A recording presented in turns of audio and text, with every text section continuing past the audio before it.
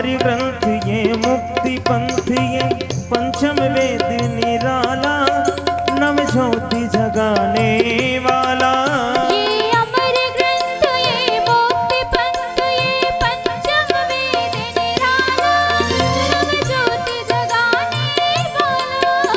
ये अमर ग्रंथ ये मुक्ति पंथ ये पंचम वेद निराला नव ज्योति जगाने वाला। नव ज्योति जगाने वाला। हरि नाम यही हरि धाम यही हरि नाम यही हरि धाम यही ये जग मंगल की आरती। पापियों को पाप से है तारती श्री भागवत भगवान की है आरती। पापियों को पाप से है तारती।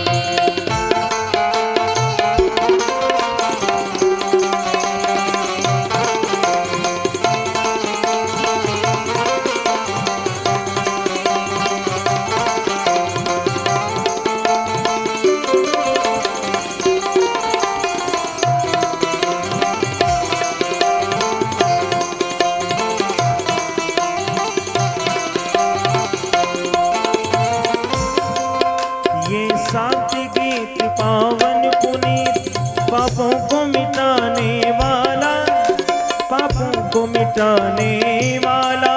ये शांति गीत पावन पुनीत पापों को मिटाने वाला हरि दर्श कराने वाला। ये शांति गीत पावन पुनीत पापों को मिटाने वाला हरि दर्श कराने वाला। हरि दर्श कराने वाला। ये सुख करणी ये दुख हरणी ये सुख करने ये दुख हरने। ये सुख करणी ये दुख हरणी। ये सुख करने ये दुख हरने। श्री मधुसूदन की आरती। पापियों को पाप से है तारती श्री भागवत भगवान की है आरती। पापियों को पाप से है तारती।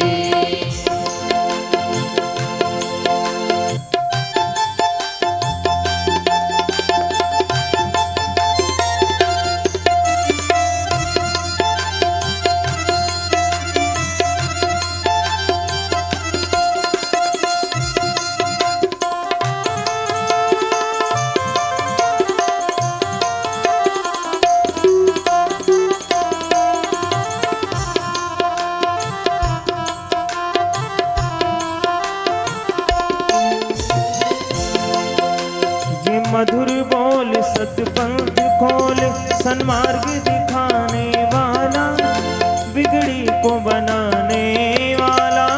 ये मधुर बोल सतपंथ खोल सन्मार्ग दिखाने वाला बिगड़ी को बनाने वाला। ये मधुर बोल सतपंथ खोल सन्मार्ग दिखाने वाला बिगड़ी को बनाने वाला। बिगड़ी को बनाने वाला। श्री राम यही घनश्याम यही श्री राम यही घनश्याम यही। मेरे राम यही मेरे श्याम यही। मेरे राम यही मेरे श्याम यही। प्रभु की महिमा की आरती।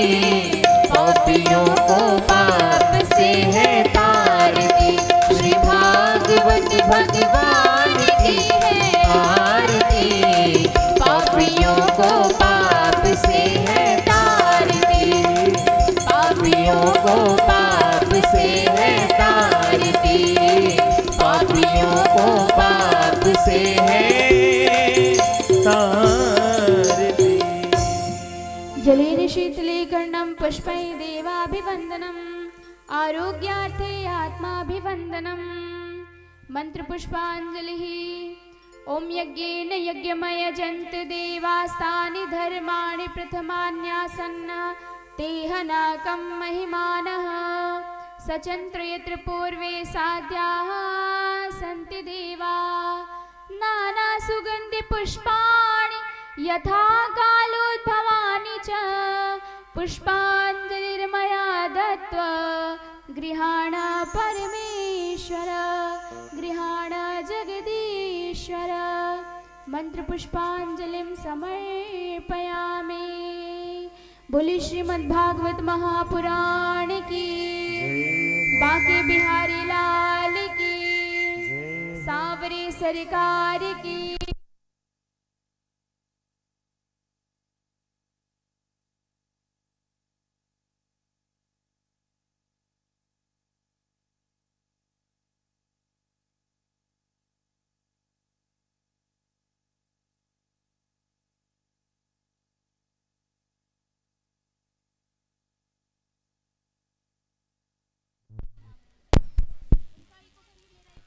श्री राधे।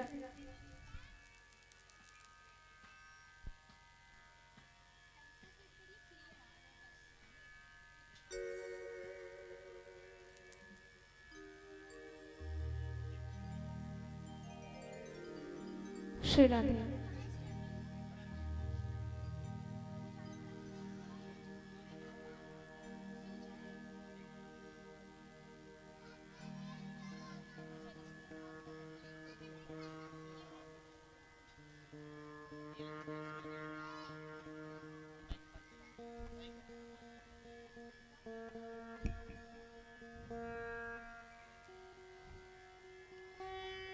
श्री राधे।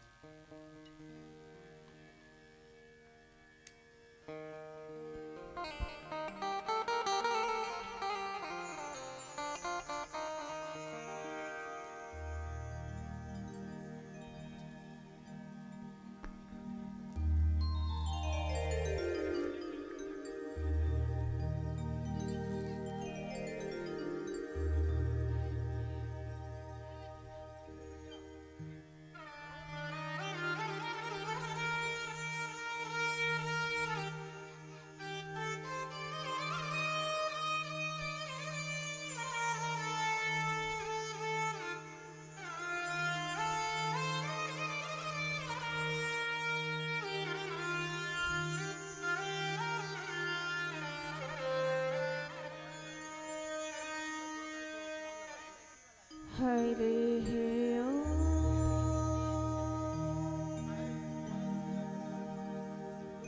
श्री गणेशाय नमः। श्री सरस्वत्यै नमः। श्री गुरु चरण कमलेभ्यो नमः। नमः परमहंसास्वादित चरण कमल चिन्मकरान्दाय भक्तजनमानस निवासाय श्री रामचन्द्राय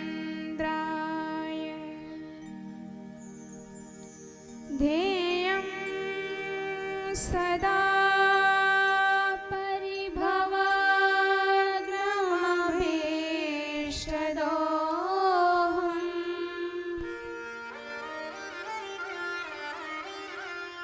तीर्थास्पदं शिवविरिञ्चिनुतं शरण्यम्। भृत्यार्तिहं प्रणतपालभवाप्तिपोतम्।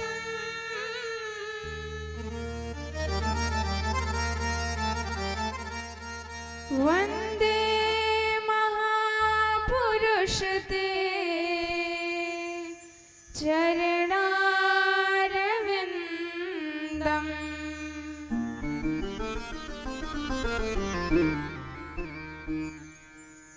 वंशे विभूषितकरान्नवनीरदाभा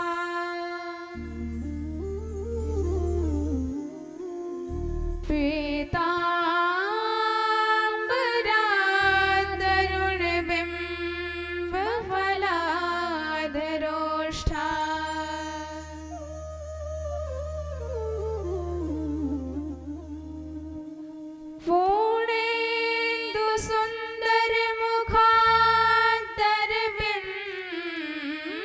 पूर्णेन्दुसुन्दरमुखादरविन्दनेत्रा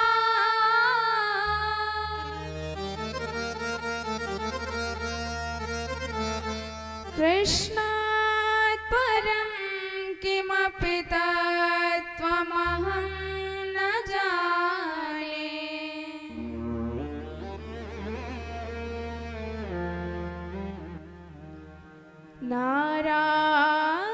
नारायणं नमस्कृत्य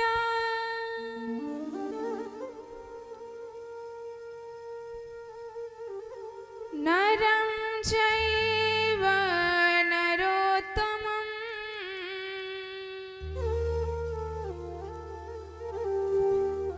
देवीं सरस्वतीं व्यासं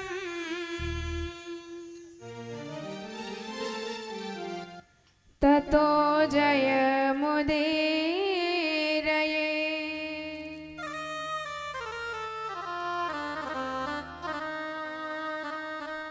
सीतानाथ समारंभा श्रीरामानन्दार्य मध्यमा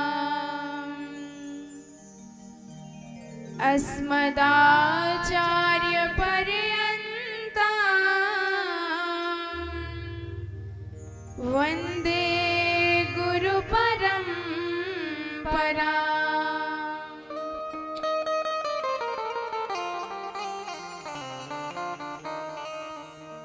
गौराङ्गं रसमयं नित्यं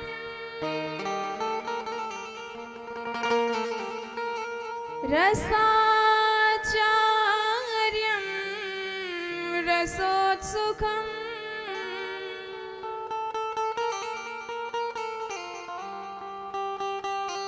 श्रीमद् रामहर्षण देवाख्यं सद्गुरुं प्रणमाम्यहम्।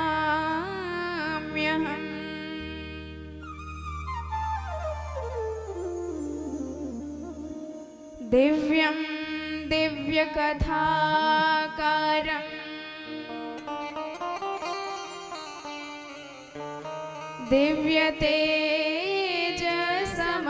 दिव्यतेजसमन्वितं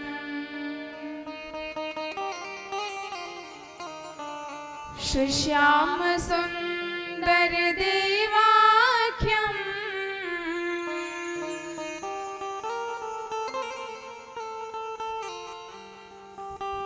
सद्गुरुं प्रणमाम्यहम्।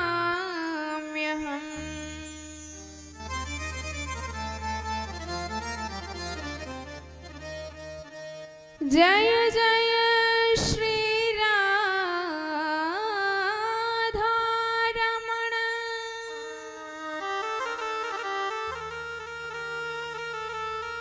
जय जय नवल किशोर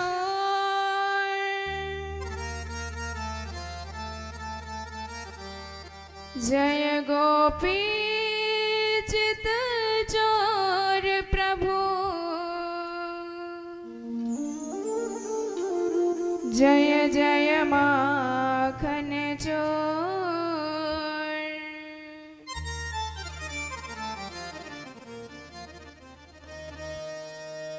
बोलिए वृंदावन बिहारी लाल की जय हो। राधे रानी सरकार की जय हो। सद्गुरुदेव भगवान की जय हो। आइए सर्वप्रथम भगवान राधा रमण सरकार के चरणार बिंदों में अपने मत की रति बढ़ाते हैं। तत्पश्चात इनकी कृपा आश्रय ग्रहण करके हम आज की कथा में प्रवेश करेंगे। जय जय राधा रमण हरि बोल। जय जय राधा रमण हरि बोल। जय जय राधा रमण हरि बोल। जय जय राधा रमण हरि बोल। जय जय राधा रमण हरि बोल।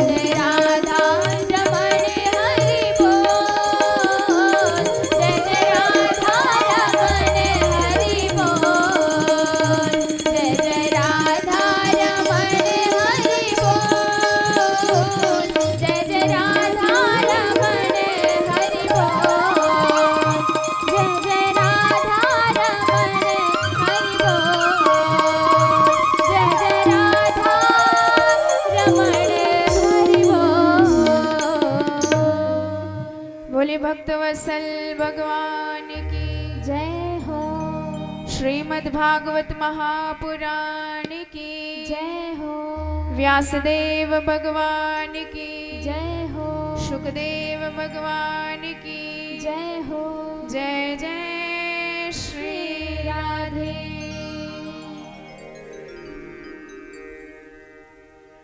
स्वसुख निवृत्त चेता तद्व्युदस्तान्य भावो प्यजित रुचिर लोका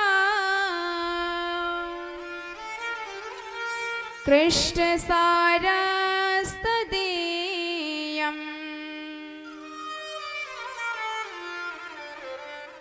व्यतनुत कृपयाय तत्त्वदीपं पुराणम्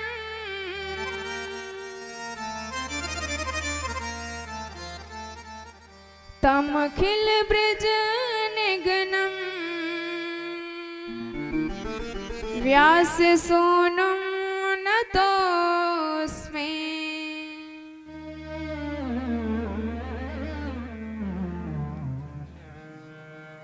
परम मंगलमय भगवत स्वरूप श्रीमद् भागवत सप्ताह ज्ञान यज्ञ में सम्मिलित होकर अपने जीवन को परम धन्य एवं कृतार्थ बना रहे परम सौभाग्यशाली हमारे यजमान परिकर श्रद्धामयी माताएं, भगवत कृपा के अनुग्रह विग्रह पूज्य संत वैष्णव जन, सर्वप्रथम सबको जय जय श्री राधे। और हम भगवान परमहंस शिरोमणि यतीन्द्र सुखदेव महाप्रभु के चरणार विंदों में बारंबार प्रणाम करते हैं, जिन्होंने धर्म चक्रवर्ती परम भागवत महाराज परीक्षित को दिव्य सर्व वेदांत सार सर्वस्व परम मधुर मंगलमयी श्रीमद् भागवत कथा का श्रवण कराया और उन्हें परम पद का अधिकारी बना दिया। ऐसे सुखदेव जी की कृपा सदा बरसती रहे ताकि हम जीवों का भी उद्धार होता रहे। आपने श्रवण किया कल कैसे भक्ति ज्ञान वैराग्य भगवान की मंगलमयी कथा सुनते ही परिपुष्ट हो जाते हैं, संतुष्ट हो जाते हैं, उनके सारे पाप ताप संताप नष्ट हो जाते हैं।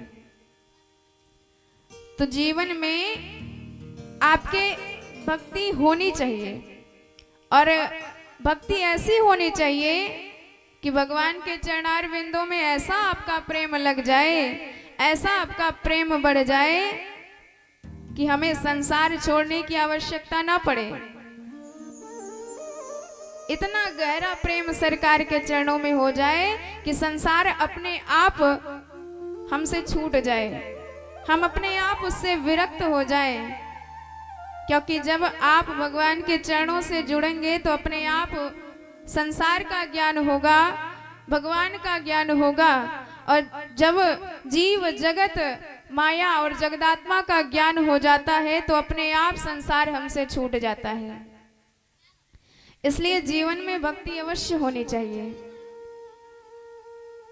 हमारे तुलसीदास जी भी भगवान से बारंबार यही प्रार्थना करते हैं कि प्रभु मैं जितने भी सत्कर्म कर रहा हूँ उसका एक ही फल चाहता हूँ कि आपकी अनन्य भक्ति मेरे हृदय भवन में निवास करे। नान्या स्पृहा रघुपते हृदये स्मदीये सत्यम वदामि च भवान अखिलांतरात्मा भक्तिम प्रयच्छ रघुपुंगव निर्भरा में कामादि दोष रहितम कुरु मानसम च। तुलसीदास जी कहते हैं कि प्रभु आप अपनी भक्ति को मेरे हृदय में जगह दे दीजिए क्योंकि मैं चाहता हूं कि मेरे हृदय भवन में केवल आपका निवास स्थान हो। हृदय भवन प्रभु तोरा, पर विडंबना ये हो गई है कि आय बसे बहु चोरा, अनेकानेक काम क्रोध मद लोभ ईर्ष्या छल कपट इत्यादि चोर शत्रु मेरे हृदय में आप विराजे हैं। और जब तक भक्ति महारानी साफ सफाई नहीं करेंगी तब तक ये छोड़ के जाएंगे नहीं, और जब तक ये छोड़ के जाएंगे नहीं तब तक भगवान का निवास कैसे हो सकता है। भगवान ने कहा ये बातें तो सभी करते हैं, आरती गाते वक्त पूजा पाठ करते वक्त सब कहते हैं त्वमेव सर्वम मम देव देव, पर तुम कहां से कह रहे हो। तुलसीदास जी कहते हैं प्रभु आप सबके हृदय के भाव को जानने वाले हैं, अंतर्यामी हैं आप, आपसे कुछ भाव छुपा नहीं रह सकता है। तो मैं जो कुछ कह रहा हूं यह बात सही है अथवा झूठ आप मुझसे ज्यादा जानते हैं। तो यही भाव हम सबका होना चाहिए। और भक्ति कब आएगी जीवन में, जब भगवान की कथा आप मन लगा के सुनेंगे तभी आएगी, नहीं तो बिल्कुल नहीं आएंगी भक्ति। तो हमारे जब सनत कुमार नारद जी को कथा सुनाने लगे, सारे संत सारे वैष्णव गृहस्थ सब के सब भगवान की कथा सुनने के लिए दौड़े भागे आ रहे थे। नगादयो ययोस्तत्र देव गंधर्व दानवाः गुरुत्वा तत्र नायातो भृगुम संबोध्य चानयत। समस्त पर्वत देव धनुज गंधर्व मनुष्य संत जितने कहे जाते हैं सब भगवान की कथा सुनने को आए। और जो गुरुत्वा तत्र, जो अपने आप को गुरु मान रहे थे, अर्थात जो अपने आप को श्रेष्ठ मान रहे थे कि हम में अभी भी कुछ ज्ञान है, हमें कथा सुनने की क्या आवश्यकता है, तो ऐसे लोगों को भृगु जी डांट करके ले आए। क्योंकि भगवान की कथा सबको सुननी चाहिए, चाहे कितना भी श्रेष्ठ हो, कितना भी ज्येष्ठ हो, कितना भी बलशाली, कितना भी ऐश्वर्यशाली, कितना भी ज्ञानवान हो, कितना भी तपस्वी हो, कितना भी मनस्वी हो, कितना भी यशस्वी हो, पर भगवान की कथा प्रत्येक को सुननी चाहिए। और यह रस आपको धराधाम के अतिरिक्त कहीं नहीं मिलेगा। चाहे आप स्वर्ग लोक में चले जाएं, चाहे वैकुंठ में, चाहे ब्रह्मलोक में चले जाएं। स्वर्ग सत्ये च कैलाशे वैकुंठे नास्त्ययं रसम् अतः पिबन्तु सद्भाग्या मामुञ्चत कर्हिचित्। इसलिए जब भी यह रस आपको पान करने का सुअवसर मिले, सौभाग्य मिले, तो आप दुनिया के सारे काम को छोड़कर इसका लाभ उठाएं। और जब प्रश्न किया महाराज भगवान की कथा से कौन कौन संतुष्ट होते हैं, क्या केवल भक्ति ज्ञान वैराग्य ही, कि पापियों के पाप का प्रक्षालन भी होता है। तो बताते हैं कि महाराज आप पापियों की बात छोड़ दो, मैं कहता हूं जिन्होंने अपने जीवन में पाप कर्म के अतिरिक्त कुछ किया ही ना हो, पूरा जीवन अत्याचार अनाचार दुराचार भ्रष्टाचार में व्यतीत कर दिया हो, और ऐसा व्यक्ति यदि मर जाए और मरने के बाद अपने घोर कर्मों की वजह से नरक यातना को प्राप्त हो, भयंकर प्रेत योनि को प्राप्त हो, पर यदि वह प्रेत भी सप्ताह भगवान की दिव्य कथा का रसपान कर ले तो वह भी परम पावन पुनीत हो जाता है। ये मानवा पाप कृतस्तु सर्वदा सदा दुराचार रता विमार्गगाः क्रोधाग्निदग्धा कुटिलाशकामिनः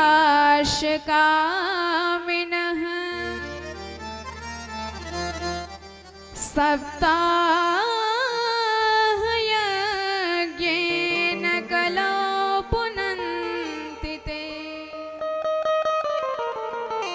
तो कहने लगे महाराज ऐसा कभी हुआ भी है कि आप केवल ऐसे मन की बातें कर रहे हो? तब उन्होंने कहा कि ऐसा हुआ है। और अब सूत जी महाराज गोकर्णोपाख्यान श्रवण कराते हैं। तुंगभद्रा नदी के तट पर एक पंडित जी रहते थे, आत्मदेव शर्मा, जो प्रकांड विद्वान, सूर्य के समान इनका ज्ञान प्रकाशित होता रहता था। विशुद्ध आजीविका से अपना जीवन यापन करते थे, पांडित्य कर्म, पुरोहित कर्म करते थे।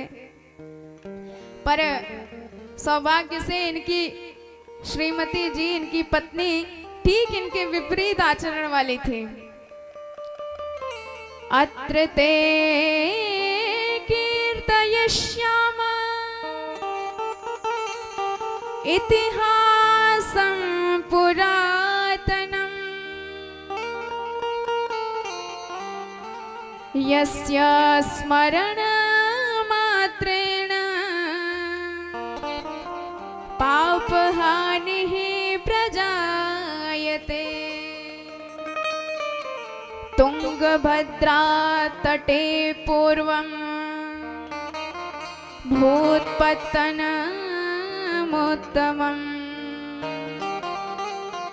सर्वे वर्णा स्वधर्मेण सत्य सत्कर्म तत्परा।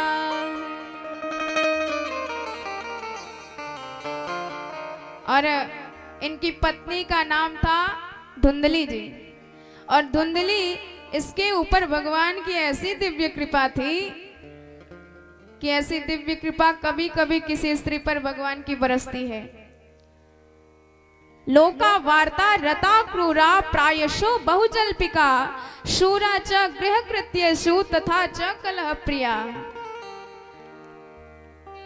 पतिदेव तो बेचारे बड़े विशुद्ध भाव से पुरोहित कर्म करते थे, पांडित्य कर्म करते थे, और पूरे दिन अपने यजमानों के घर रहते थे। अब पूरे दिन देवी जी का साम्राज्य रहता था। और उसी समयांतराल में कभी किसी से लड़ झगड़ बैठती या कभी चुगली करा के लड़ा देती सबको। ऐसा इसका दिव्य गुण। और जब तक पड़ोसिन से 2-4 बार लाठीचार्ज न हो जाए तब तक इसके पेट का पानी ही हजम नहीं होता। ऐसा विपरीत गुण। और जब पतिदेव आते तो ऐसे स्वागत करती मानो सती अनुसुईया के बाद दूसरा नंबर इन्हीं का हो।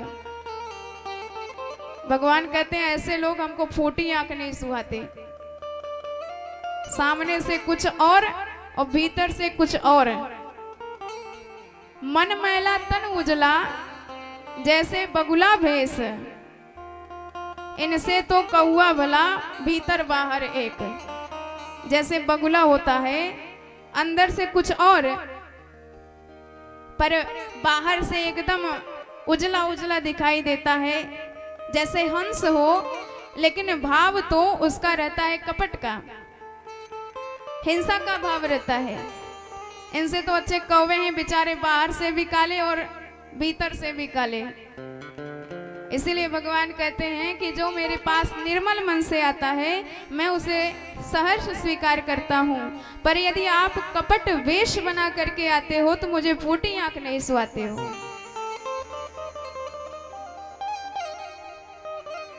निर्मल मन जन सो मोहि पावा, निर्मल मन जन सो मोहि भावा, निर्मल मन जन सो मोहि भावा। मोहि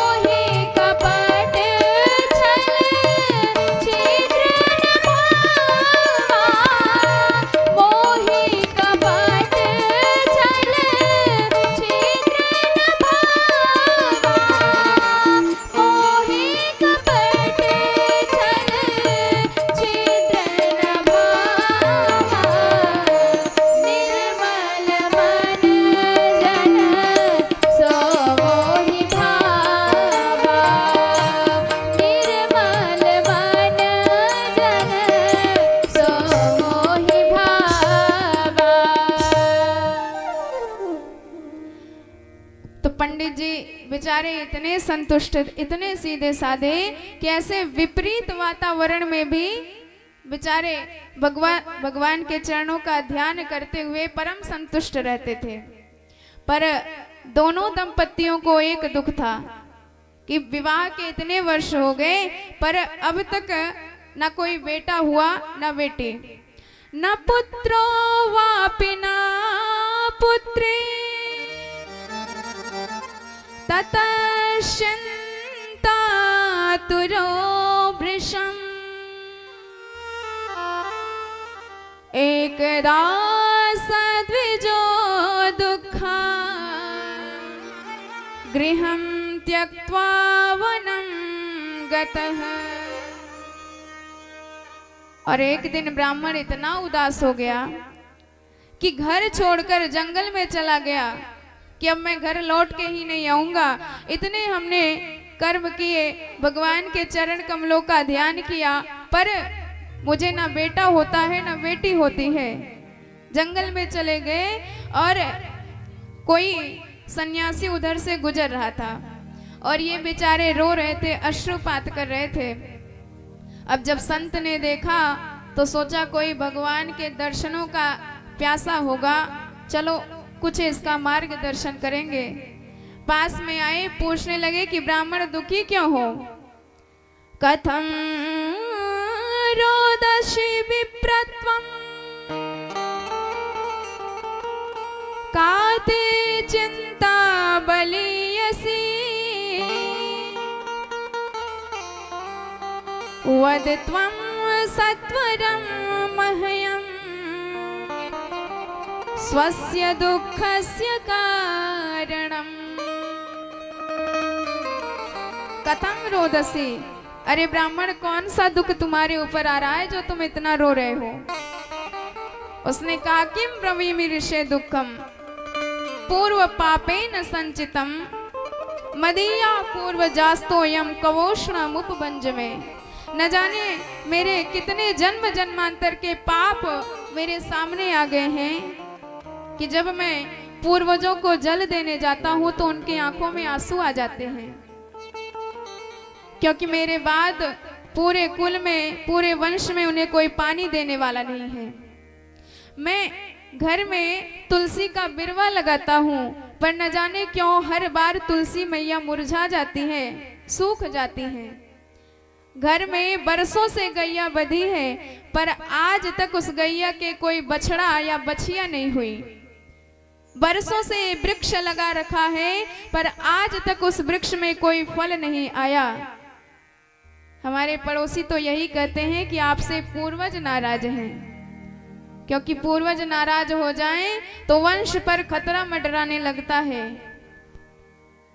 तो जब ये बातें सुनी तो माथा पटक लिया। संत ने कहा रे राम राम, हम तो आए थे, सोचा कि कोई भगवत दर्शन का मुमुक्षु होगा तो कुछ ज्ञान की बातें बता करके इसे, इसकी प्यास को बुझा देंगे, पर ये तो बेटा बेटी के चक्कर में रो रहा है। संत ने कहा रे ब्राह्मण, तुम तो सुखी हो जो भगवान ने तुम्हें पहले से ही बचा रखा है। हर क्षण भगवान की कृपा की समीक्षा करते रहना चाहिए। भगवान ने आपको बेटा दिया है तब भी भगवान की बड़ी कृपा है, और भगवान ने नहीं दिया है तब तो भगवान की और ज्यादा कृपा है।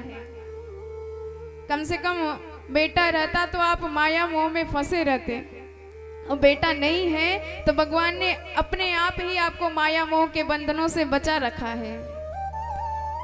देखो ब्राह्मण, यदि बेटा नहीं है तो आप कुछ दिन रोगे, फिर समझ जाओगे कि चलो भगवान की यही इच्छा थी। कदाचित होके मर जाए तो आप 2-4 साल रोगे, फिर भगवान की इच्छा समझ करके आप स्वीकार कर लोगे। और कदाचित होने के बाद नालायक निकल जाए तब पूरी जिंदगी रोना पड़ता है। अपुत्रताम वरम नृणाम न काचित कुपुत्रता। अरे कोई अपना बेटा नालायक निकल जाए, बेकार निकल जाए, वंश को, कुल को डुबोने वाला निकल जाए, उससे तो श्रेष्ठ है अपुत्र हो जाना। मुञ्चा ज्ञानं प्रजारूपां बलिष्ठां कर्मणा गतिः विवेकं तु समासत्य त्यज संसार वासनम। अरे ब्राह्मण, अपने विवेक को उदय करो और जो प्रीति संसार में लगा रहे हो वही प्रीति आप जगन्नाथ में लगाओ तो आपका कल्याण हो जाएगा। हमारे भगवान तो हर रिश्ते में ढलने को तैयार हैं। आप पहले भगवान को रिश्ते में ढालना तो चाहो। भगवान तो बिकने के लिए भी तैयार है, पर कोई खरीदने वाला तो मिले। जो प्रीति, जो बच्चे का प्रेम आप संसार को देना चाहते थे, वही प्रेम हमारे ठाकुर जी से कर लो तो भगवान उसी प्रेम को स्वीकार करके आपका उद्धार कर देंगे। अनन्य ममता विष्णु ममता प्रेम संगता। बारंबार समझाया। ब्राह्मण ने कहा महाराज मैं भी बहुत पढ़ा लिखा हूँ और मैं भी सारे वेदों की बात जानता हूँ। मैं ये भी जानता हूँ कि ये सब माया मोह के बंधन है, पर गृहस्थ जीवन जब हमने लिया है तो गृहस्थ सरसो लोके पुत्र पौत्र समन्वितः। और गृहस्थ जीवन का आनंद तभी आता है जब पुत्र पोते अपने घर में रहे, तब बच्चों की किलकारियां गूंजती रहनी चाहिए। और आप तो बाबा वैरागी, आपका विवाह ही नहीं हुआ है, आप क्या जानो पुत्र सुख क्या होता है। पुत्रादि सुख हीनोयम संन्यासा शुष्क ही वही। महाराज मेरे कान तरस रहे हैं छोटे छोटे बच्चों की तोतली आवाज सुनने को। जब छोटे छोटे बच्चे बड़े प्रेम से पिताजी पिताजी कहते हैं तो मानो कानों में रसगुल्ला सा घुल जाता है। महाराज मुझे तो बस बेटा चाहिए, आप कैसे भी करके दो। अब इस पर संत ने कहा कि जब तुम्हारे भाग्य में भगवान ने लिखा ही नहीं है तो कहां से दे दे। पर ब्राह्मण ने कहा कि महाराज आप जैसे संतों की तो बात ही कुछ निराली है। जरा सा मन की बातें कह दो तो वेद वेदांत झाड़ने लग जाते हैं। पर मैं जानता हूं कि संत यदि चाहे तो विधाता के विधान को भी पलट सकते हैं।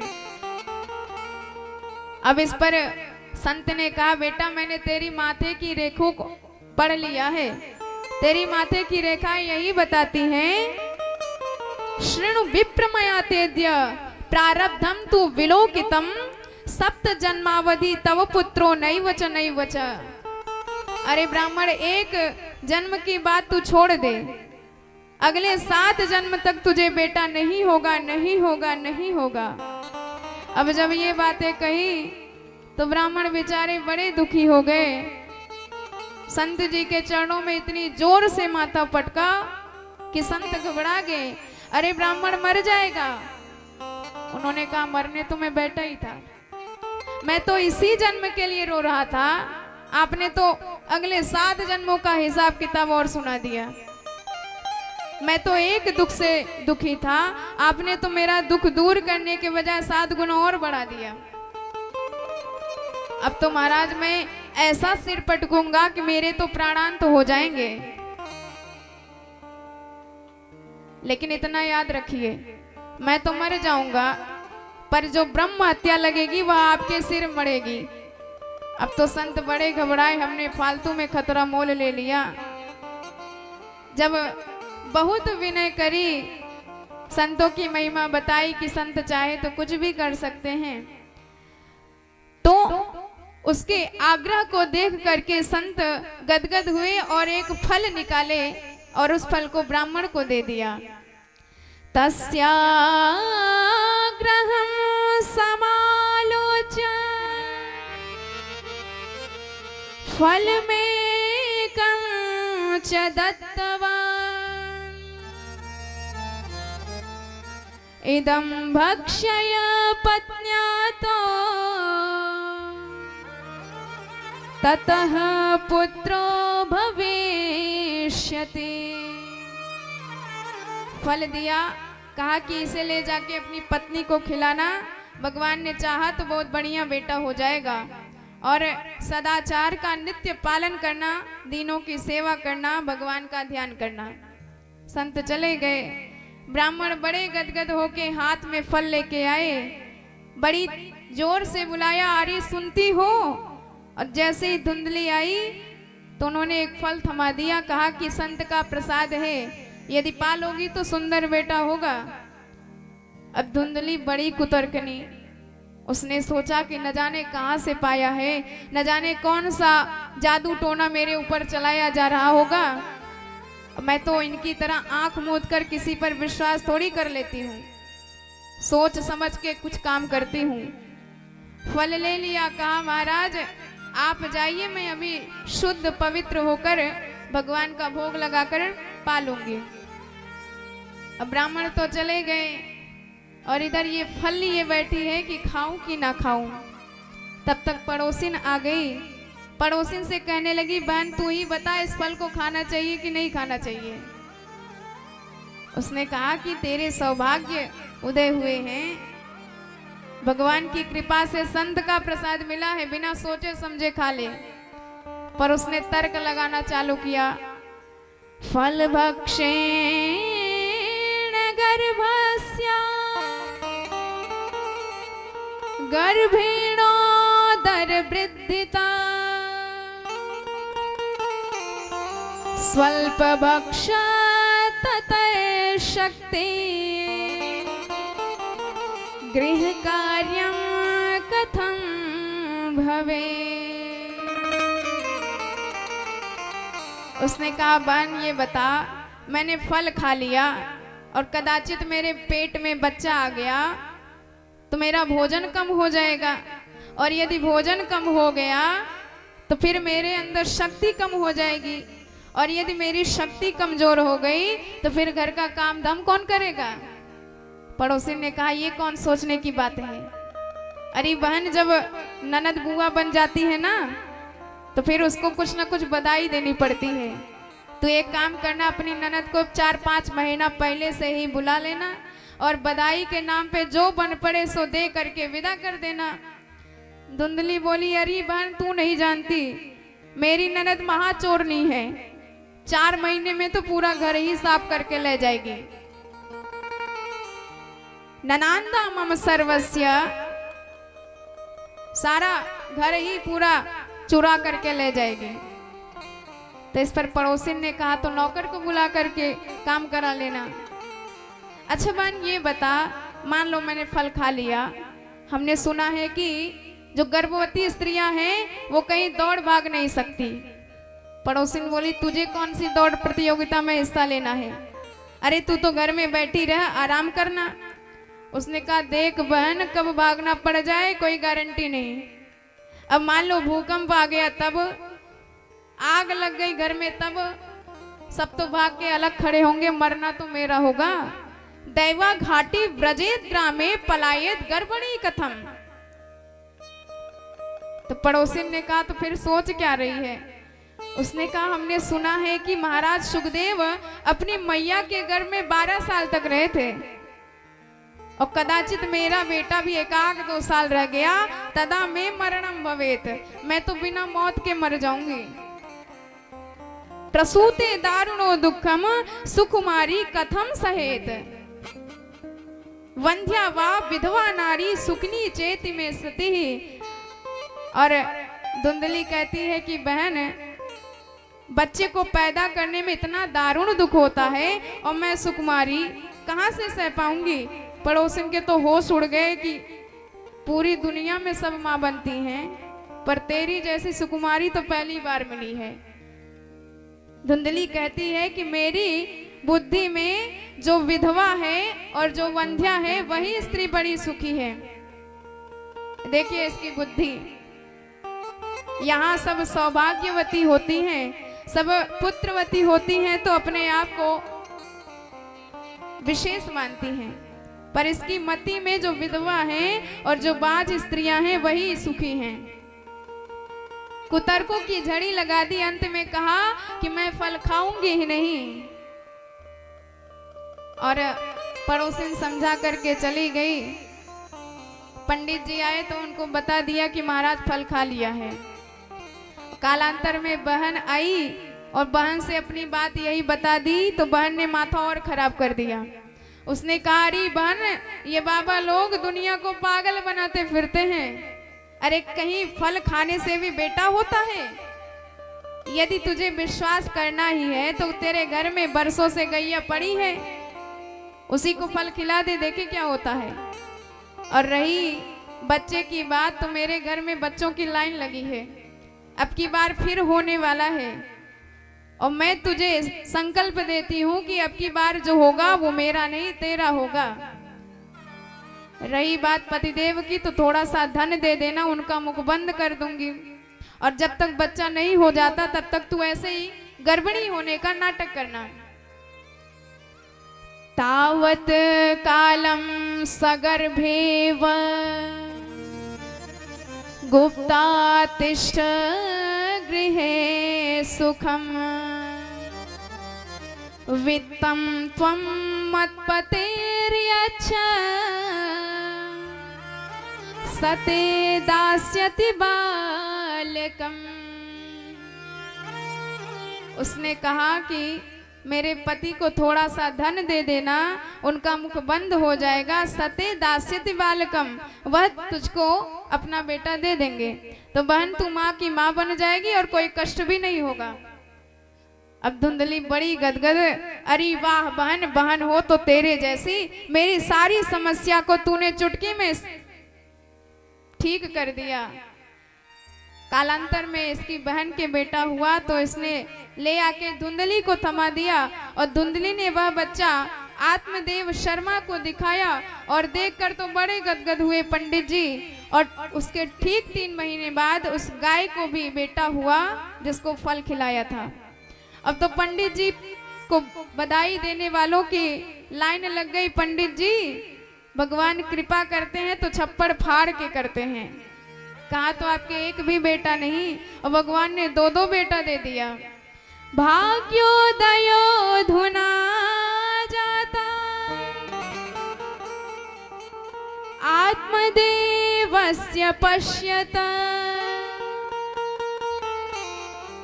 धेन्वा बालः प्रसूतिश्च देवरूपीति कौतुकम्। अब पंडित जी ने गाय के पुत्र जिसके कान गाय के जैसे हैं तो उसका नाम रखा गोकर्ण। अपने बेटे का नाम सोच ही रहे थे कि धुंधली खड़ी हो गई। सुनो महाराज, 9 महीने हमने पेट में धरा है तो नाम भी हम ही धरेंगे। पंडित जी बोले, तुम ही धर लो। उसने कहा कि हम भी अपने नाम से मिलता जुलता नाम रखेंगे। मेरा नाम धुंधली और इसका नाम होगा धुंधकारी। और पैदा कर दी एक और महामारी। दोनों बच्चे बड़े होते चले गए। दोनों ने ख्याति प्राप्त करी, पर एक विख्यात हुआ, प्रख्यात हुआ और दूसरा कुख्यात हुआ। कियत कालेन तौ जातौ तरुण उत्तनयो विभौ गोकर्ण पंडितो ज्ञानी धुंधकारी महाखलः। गोकर्ण जी महाराज प्रकांड विद्वान होते चले गए, भगवत भक्त होते चले गए, पर धुंधकारी दुष्ट दुराचारी होता चला गया। एक एक करके घर के सारे धन, सारे आभूषण, सारे बर्तन तक इसने ठिकाने लगा दिए। जुआरी बन गया, चोरी इत्यादि करने लगा।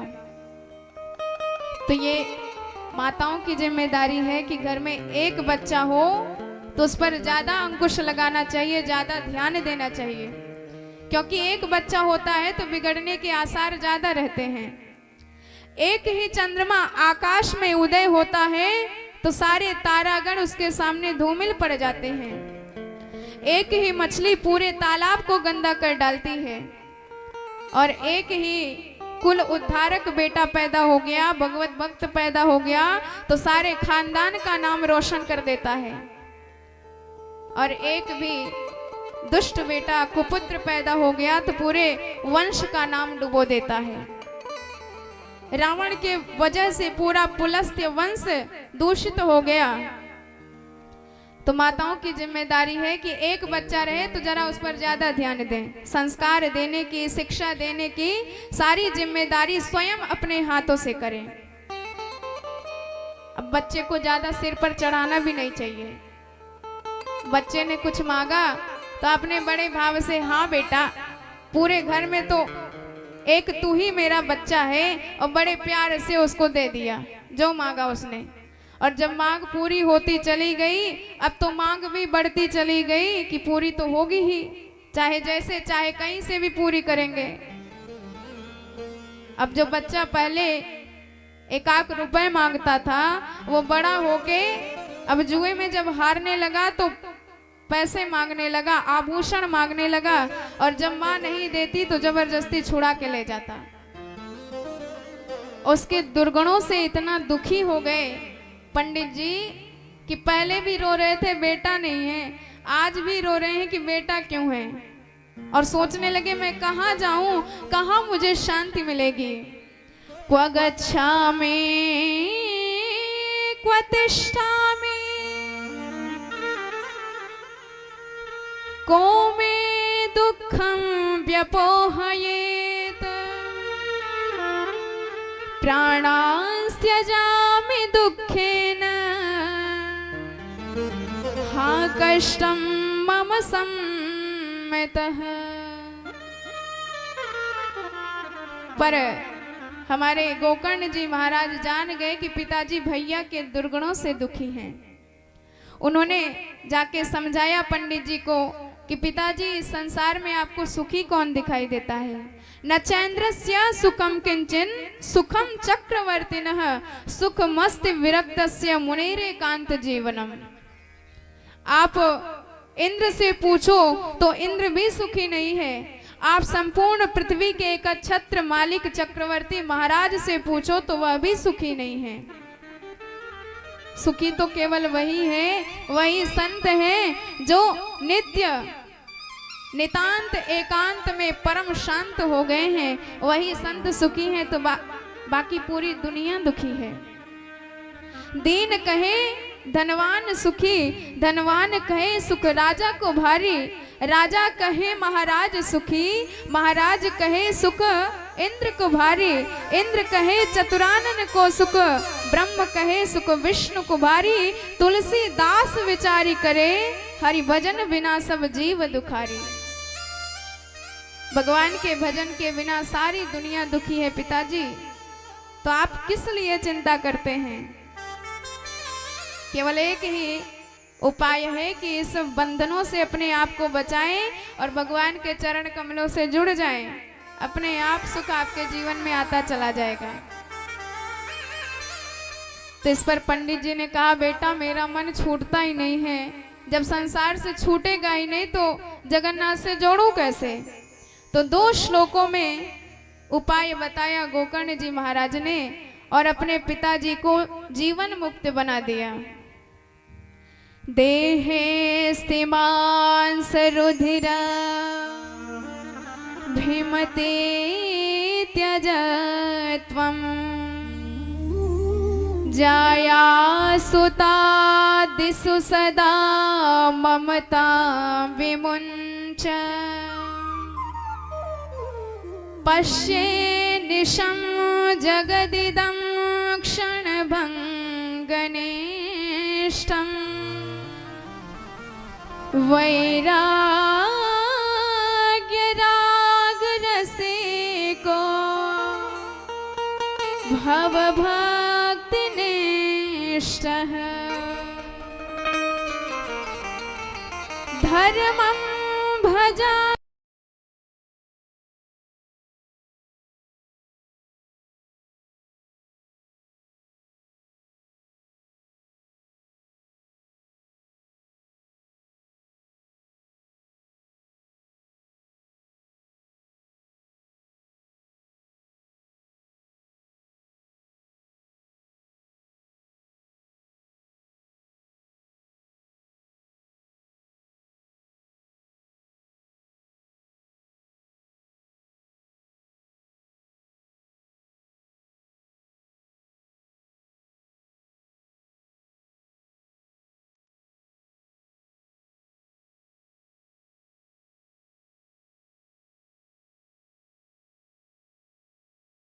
दो ही रस्सियां हैं। पहली रस्सी है देह में ममता, देह में अहमता, और दूसरी रस्सी है देह के नातों में ममता। तो पिताजी जब यह शरीर ही हमारा नहीं है तो शरीर के रिश्ते नाते हमारे कैसे हो जाएंगे? यह पंच तत्व से निर्मित काया है और समय आने पर अपने अपने अंशों में मिल जाएगी। क्षिति जल पावक गगन समीरा, क्षिति जल पावक गगन समीरा, पंच रचित यह अधम शरीरा। क्षिति जल पावक गगन समीरा, पंच रचित यह अधम शरीरा।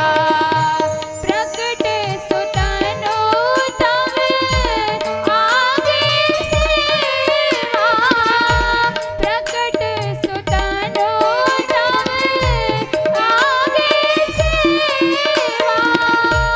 जीवन नित्य की लगी तुम रोवा, जीवन नित्य की लगी तुम रोवा। क्षिति जल पावक गगन समीरा, पंच रचित यह अधम शरीरा, पंच रचित यह अधम शरीरा। तो जब शरीर हमारा नहीं है तो शरीर के नाते हमारे कैसे हो जाएंगे? इस शरीर की तीन ही गति होती है। कलेवरो विट कृमि भस्म संयतः। यदि आप इस शरीर को जला दोगे तो राख बन जाएगी, जमीन में गाड़ दोगे तो कीड़े खा जाएंगे, मिट्टी बन जाएगी। यदि इस शरीर को आपने जल में फेंक दिया तो सड़ जाएगी। इससे ज्यादा गति इस शरीर की नहीं हो सकती। तो शरीर हमारा नहीं है, शरीर के नाते भी हमारे नहीं हो सकते। ये जो हमारे रिश्तेदार हैं, माता पिता पुत्र पत्नी इत्यादि, यह रिश्ते केवल शरीर के रिश्ते हैं। और आपका शरीर नष्ट हो जाएगा तो कोई आपको पहचानने वाला भी नहीं होगा। जिस शरीर से इतना प्रेम करते थे पहले सब लोग, जब वही शरीर उसमें प्राण नहीं रह जाता तो उसे देखकर घबराने लगते हैं, उसे देखकर दुर्गंध आने लगती है। तो किस लिए घमंड करते हैं इस शरीर में? पिताजी, जब तक भगवान का भजन हम नहीं करेंगे तब तक हमें परम पद प्राप्त नहीं होने वाला, भगवत प्राप्ति प्राप्त नहीं होने वाली।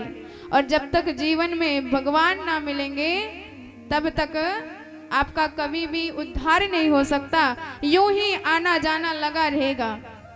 एवं संसार चक्रेस्मिन् भ्रमणं च निरंतरम, यही बताया। और कहा कि आपने राग करके देख लिया, क्या मिला? जरा एक बार वैराग्य करके देख लीजिए, कितना बढ़िया लाभ मिलेगा आपको। और अपनी बातों से पंडित जी को विरक्त बना दिया और विरक्त होकर के पंडित जी वन में गए और श्रीमद् भागवत के 10वें स्कंद का सतत पाठ करते हुए भगवान गोविंद के चरणों में नित्य निरंतर रति करते हुए परम पद को प्राप्त हुए। बोली भक्तवत्सल भगवान की जय हो। एवं सुतोक्ति वशतोपि गृहं विहाय या तो वन स्थिर मतिर गति खष्ट वर्ष। तो कालांतर में जब पिताजी मर गए, अब धुंधकारी ने अपनी माता को पकड़ा। उसने कहा कि जहां जहां तिजोरी छुपा रखी है सबका बताओ, नहीं तो जलती हुई लकड़ी से पीटूंगा। हनिष्य लत्ते या नचेत। अब तो बेचारी बड़ी छटपटाई। उसने सोचा कि मैंने न जाने इस दुष्ट का पालन पोषण क्यों करती रही, और इतनी दुखी हो गई कि रात्रि के वक्त घर से निकल दी और अंधकार में दिखाई नहीं दिया। कूपे पाते कृतौ रात्रौ तेन सा निधनम गता। अंधकुआं में गिर पड़ी और वहीं उनका प्राणांत हो गया। अब जब गोकर्ण जी ने देखा कि माता जी भी गई, उन्होंने सोचा अब शायद हमारी बारी है, तो पहले से ही निकल लिए। अब धुंधकारी अकेला मन ही ना लगे, 5 वैश्याओं को बुला लाया घर पे, और एक दिन इतनी ज्यादा चोरी करी राजा के घर से कि जब धन को देखा उन 5 वैश्याओं ने, तो कहने लगी कि बहन ये आए दिन लूटता रहता है, पर आज इतना ज्यादा खजाना लूट के ले आया है, अवश्य राजा के नजरों में चढ़ गया होगा, कभी ना कभी जरूर पकड़ा जाएगा, और जब पकड़ा जाएगा तो हमारा भी नाम लेगा। तो बढ़िया मौका है बहन, इसको ठिकाने लगाओ, जितना माल पानी है सब लो, नहीं तो फिर बाद में जेल की हवा भी खानी पड़ेगी। अब उसको मदिरा पिला करके पलंग पर लिटा करके फांसी का फंदा गले में डालकर मारने लगी। जब वह चीखने लगा तो एक वैश्या गई, चूल्हे में अंगार जल रही थी, तो अंगार को उठा करके लाई और इसके मुख में ठूस ठूस के भर दिए, और इतने ज्यादा कष्ट से उसका प्राणांत हो गया। तप्तांगार समूहांस तन्मुखो ही विचिक्षपो अग्नि ज्वालाति दुखेन व्याकुलो निधनम गता। उसका भी प्राणांत हो गया। गोकर्ण जी ने गया जी में जाके उसके नाम का श्राद्ध किया, और एक दिन रात्रि के वक्त लौट करके घर आए तो रात्रि का समय था, तब तक सोने जा रहे थे, अचानक भेड़ का बच्चा सामने दिखाई दिया। देखते देखते वही भेड़ का बच्चा भैंसा बन गया, फिर मानव बन गया और जोर जोर से रोने लगा। बारंबार पूछते हैं कि आप कौन हैं, पर इशारा कर पाता है, बोल नहीं पाता है। तो जल लिया और अभिमंत्रित करके उस पर फेंक दिया, और जैसे ही अभिमंत्रित जल का छींटा पड़ा तो वह प्रेतात्मा बोल पड़ा, अहम भ्राता त्वदीयोऽस्मि धुंधकारेति नाम कह।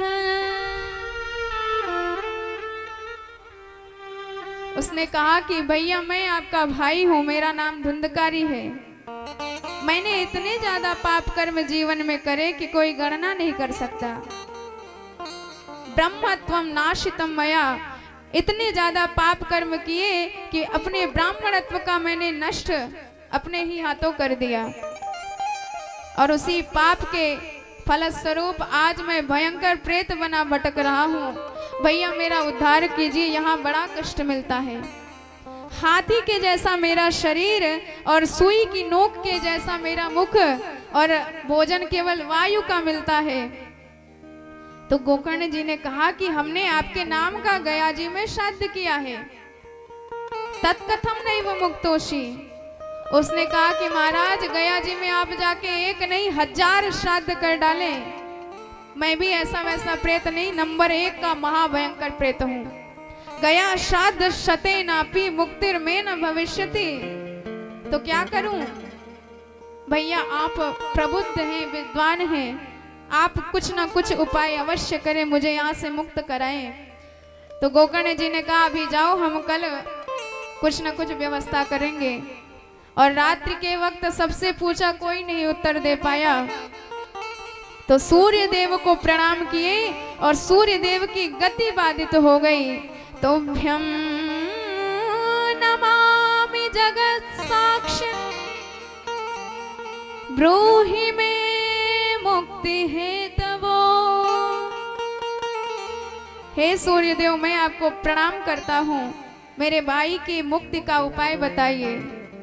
तो सूर्यदेव जी कहते हैं, श्रीमद् भागवतान मुक्ति सप्ताहम वाचनम कुरु। प्रिय गोकर्ण, आप सप्ताह श्रीमद् भागवत महापुराण का ज्ञान यज्ञ कराएं, अवश्य गोकर्ण धुंधकारी को लाभ मिलेगा। आषाढ़ मास में दिव्य श्रीमद् भागवत का आयोजन किया गोकर्ण जी ने।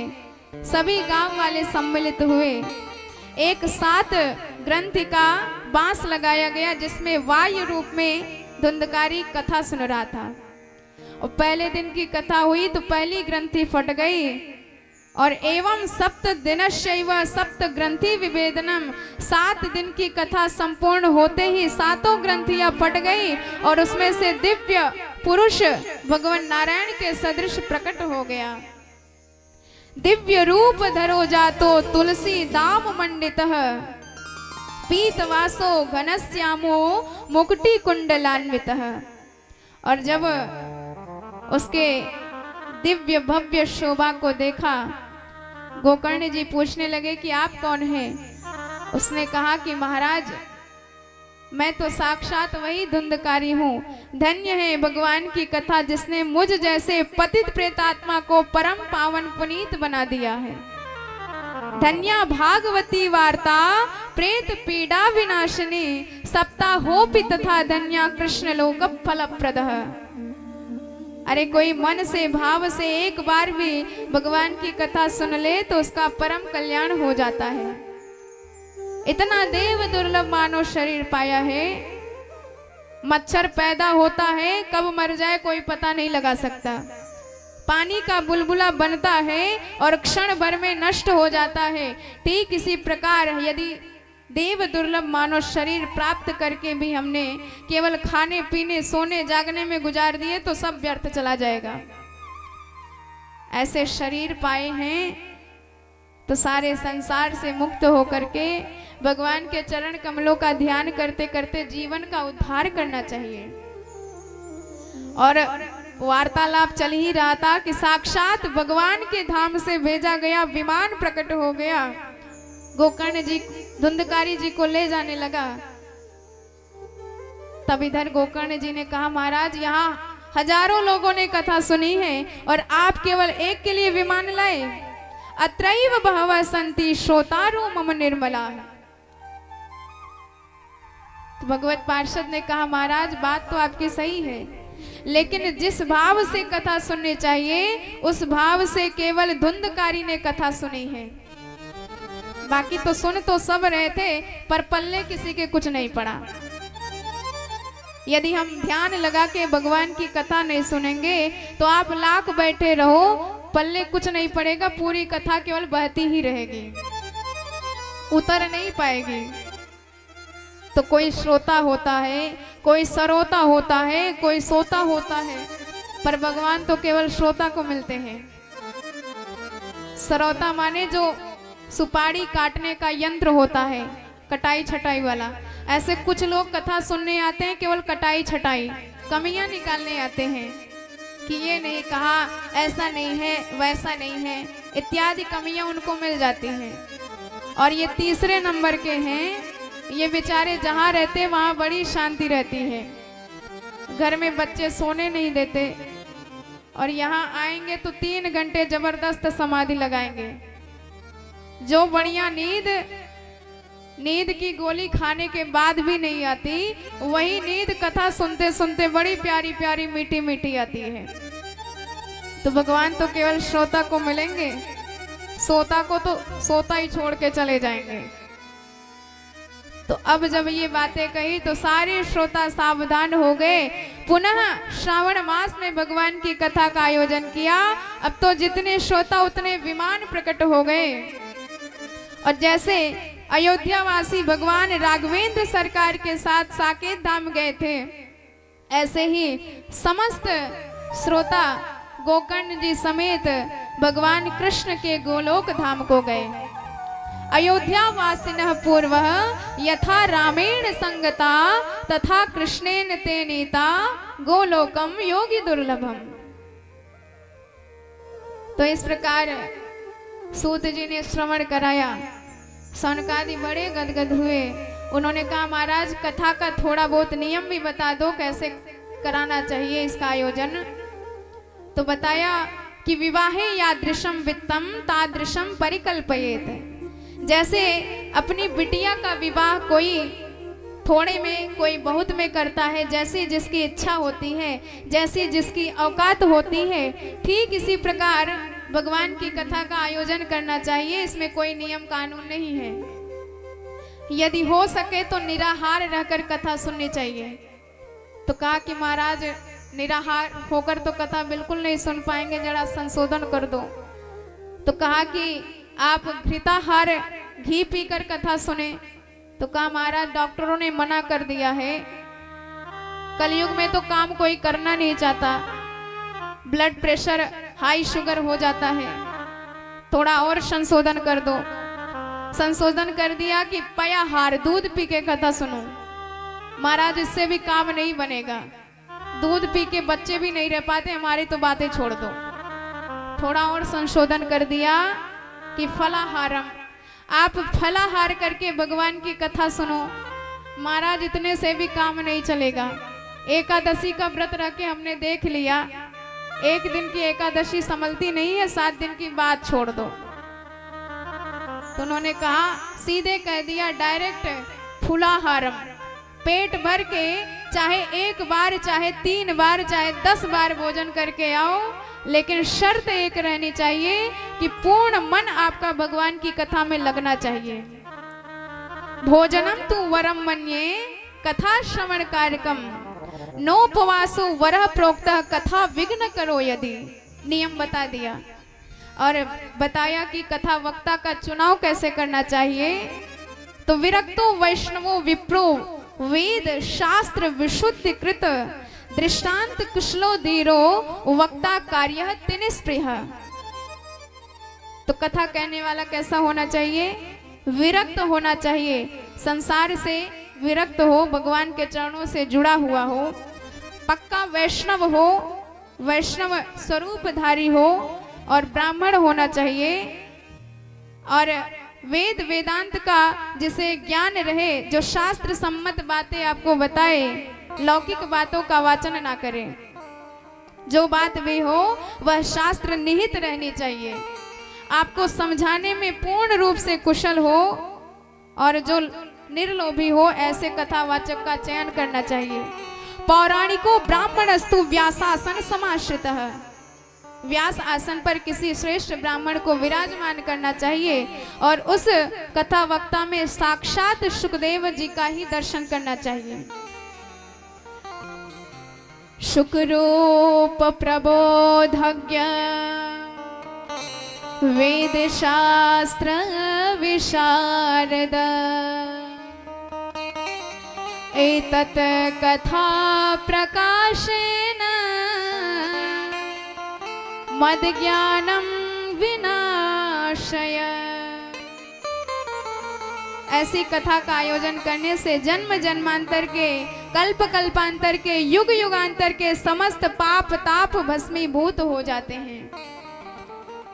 दिव्य श्रीमद् भागवत के महात्म्य में बताया गया कि कैसे कैसे पापियों का उद्धार हो जाता है, कैसे कैसे ज्ञान वैराग्य भक्ति मैया संतुष्ट हो जाती हैं।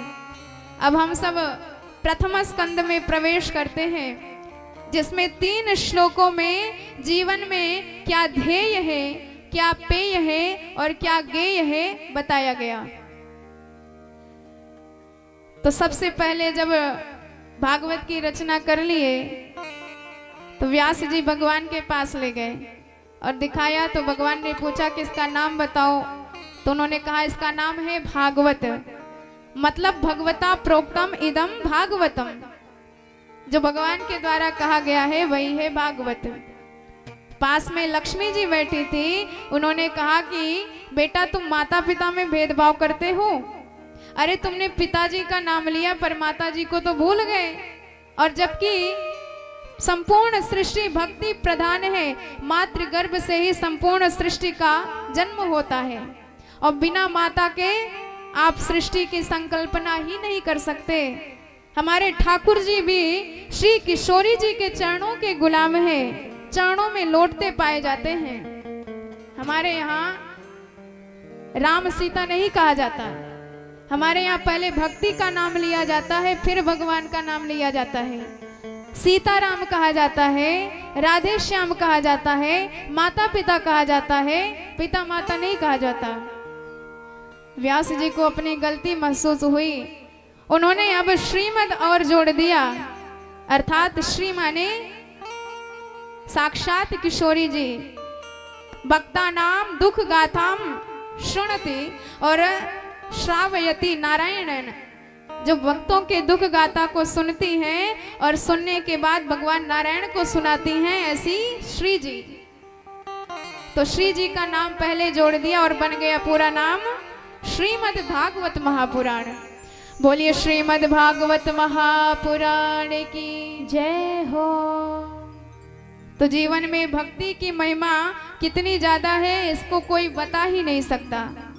भगवान से ज्यादा भक्ति की कृपा दासों पर बरसती रहती है और हमारी बरसाने वाली श्री राधिका किशोरी जी तो दिन रात अपने दासों पर कृपा बरसाती रहती हैं। ठीक यही प्रसंग बरसाने धाम का है। बरसाने धाम में एक बार एक सेठ जी निवास करते थे। भगवान की कृपा से जीवन में उनको कोई कमी नहीं थी। 3 बेटे थे, बहुएं थी, सुख सुविधा थी, संपत्ति थी, कोई कमी नहीं थी। लेकिन एक कमी थी कि उनके कोई बिटिया नहीं थी और इसी कमी से हमेशा चिंतित रहते थे। एक दिन एक संत का दर्शन हुआ, इन्हें इनके घर में आए, संत जी से अपने मन की भाव व्यक्त कर दिए। तो संत ने मुस्कुराते हुए कहा कि महाराज आप बरसाने धाम के निवासी हो और पता है हमारे बरसाने धाम की अधिष्ठात्री श्री किशोरी राधिका रानी जी हैं। राधे रानी सरकार जब इस धाम की अधिष्ठात्री हैं, जहां आप निवास करते हो तो आपको चिंता करने की क्या आवश्यकता है। आप किशोरी जी को ही अपनी बिटिया मान लीजिए। भगवान तो बनने के लिए हर नाते में ढलने के लिए तैयार हैं, पर कोई रिश्तेदार तो मिले बनाने वाला। हर रिश्ते को स्वीकार कर लेते हैं सरकार। और यही बात समझाया सेठ जी ने। सुनहु सेठ तुमको मिला बरसाने को यही नाते राधा सुता काहे रहत उदास। अब तो सेठ जी बड़े गदगद हो गए। किशोरी जी को अपनी बिटिया स्वीकार कर लिया। बड़ा सा चित्र किशोरी जी का मंगवाया, घर के मुख्य द्वार पर लगवाया। दिन रात राधे राधे राधे राधे जपते रहते हैं। कोई भी काम करते हैं भगवान किशोरी जी का नाम जपते रहते हैं। सोते उठते बैठते खाते पीते, इतना किशोरी जी से प्रेम हो गया है इनका।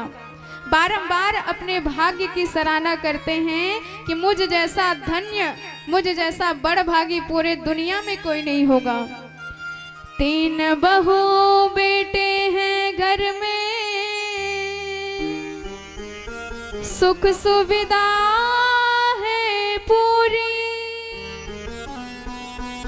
संपत्ति भरी भवन में रहते, नहीं कोई मजबूरी। मैं बड़े भागी पिता हूँ, मेरी बेटी है श्री राधा। मैं बड़े भागी पिता हूँ, मेरे बेटे हैं श्री राधा। साक्षात मुझ पर बरसाने वाली की कृपा बरसी है कि मैं साक्षात जिन किशोरी जी को सारे वेदों में ढूंढा जाता है, बड़े बड़े मनीषी, बड़े बड़े कवि, बड़े बड़े पंडित जिन्हें ढूंढ नहीं पाते, वही किशोरी जी हमारी बेटी बनी है। मेरे भाग्य का क्या कहना। और कालांतर में एक मनिहारिन आई जो चूड़ी पहनाती थी।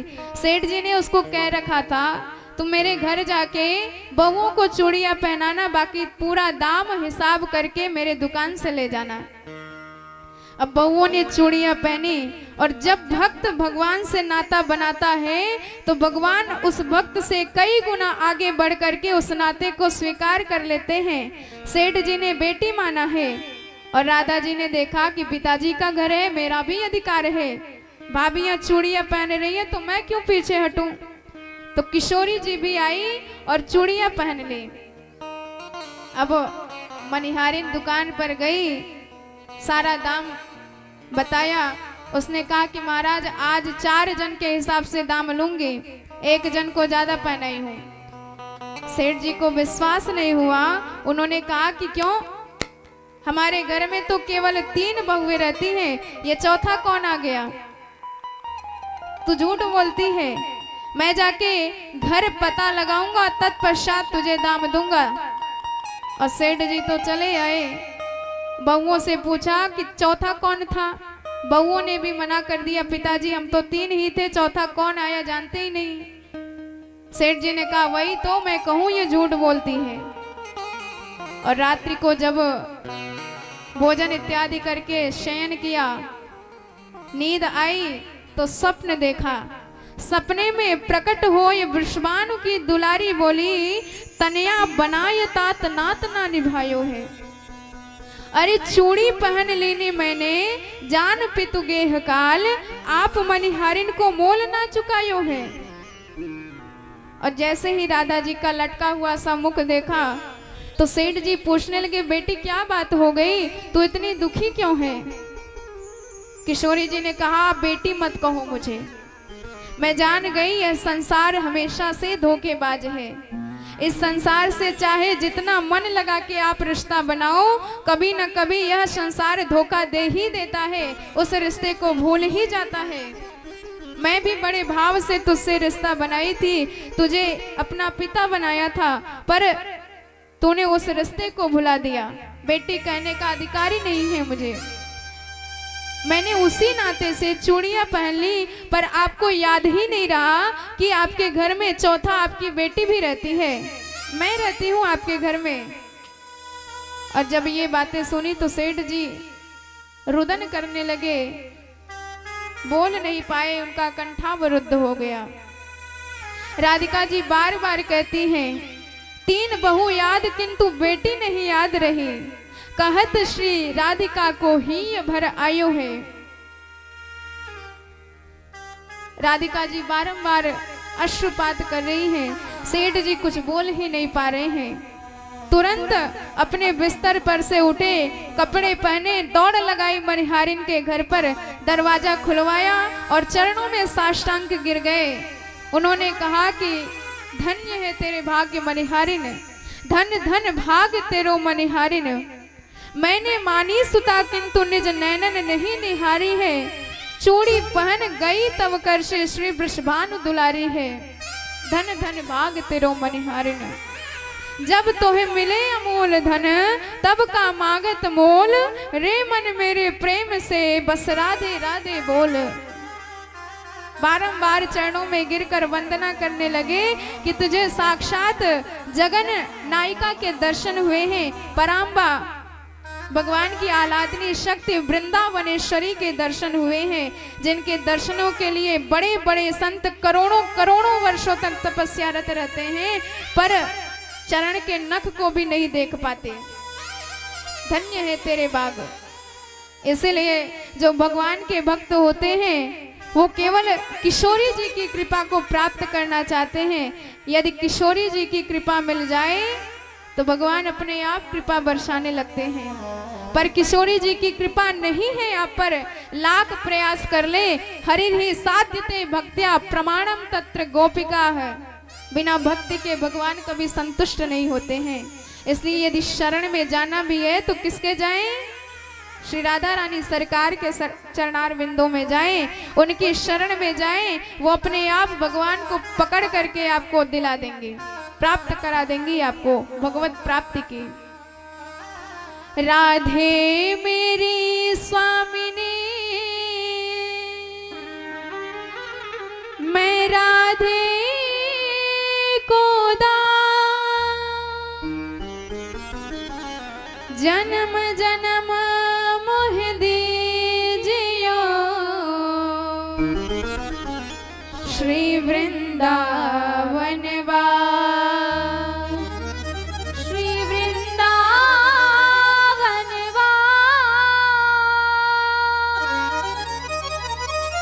बड़े भाव से ताली बजाते हुए श्री किशोरी जी के चरणार बिंदों में अपने मन को निवेदित करते हैं। चरणन में दोनों हाथ उठा के ताली बजाते हुए हमको रहना है, हाँ वृंदावन में श्री चरणन में हमको रहना है, हाँ वृंदावन में श्री चरणन में हमको रहना है।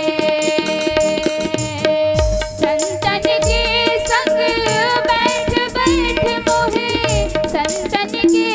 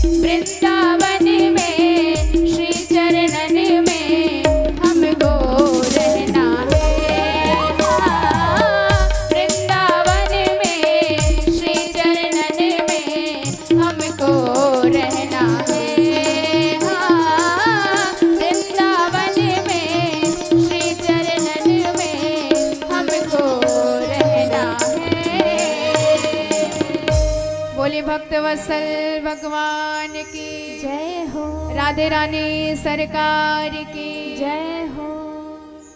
जन्माद्यस्य यतोऽन्वयादितरता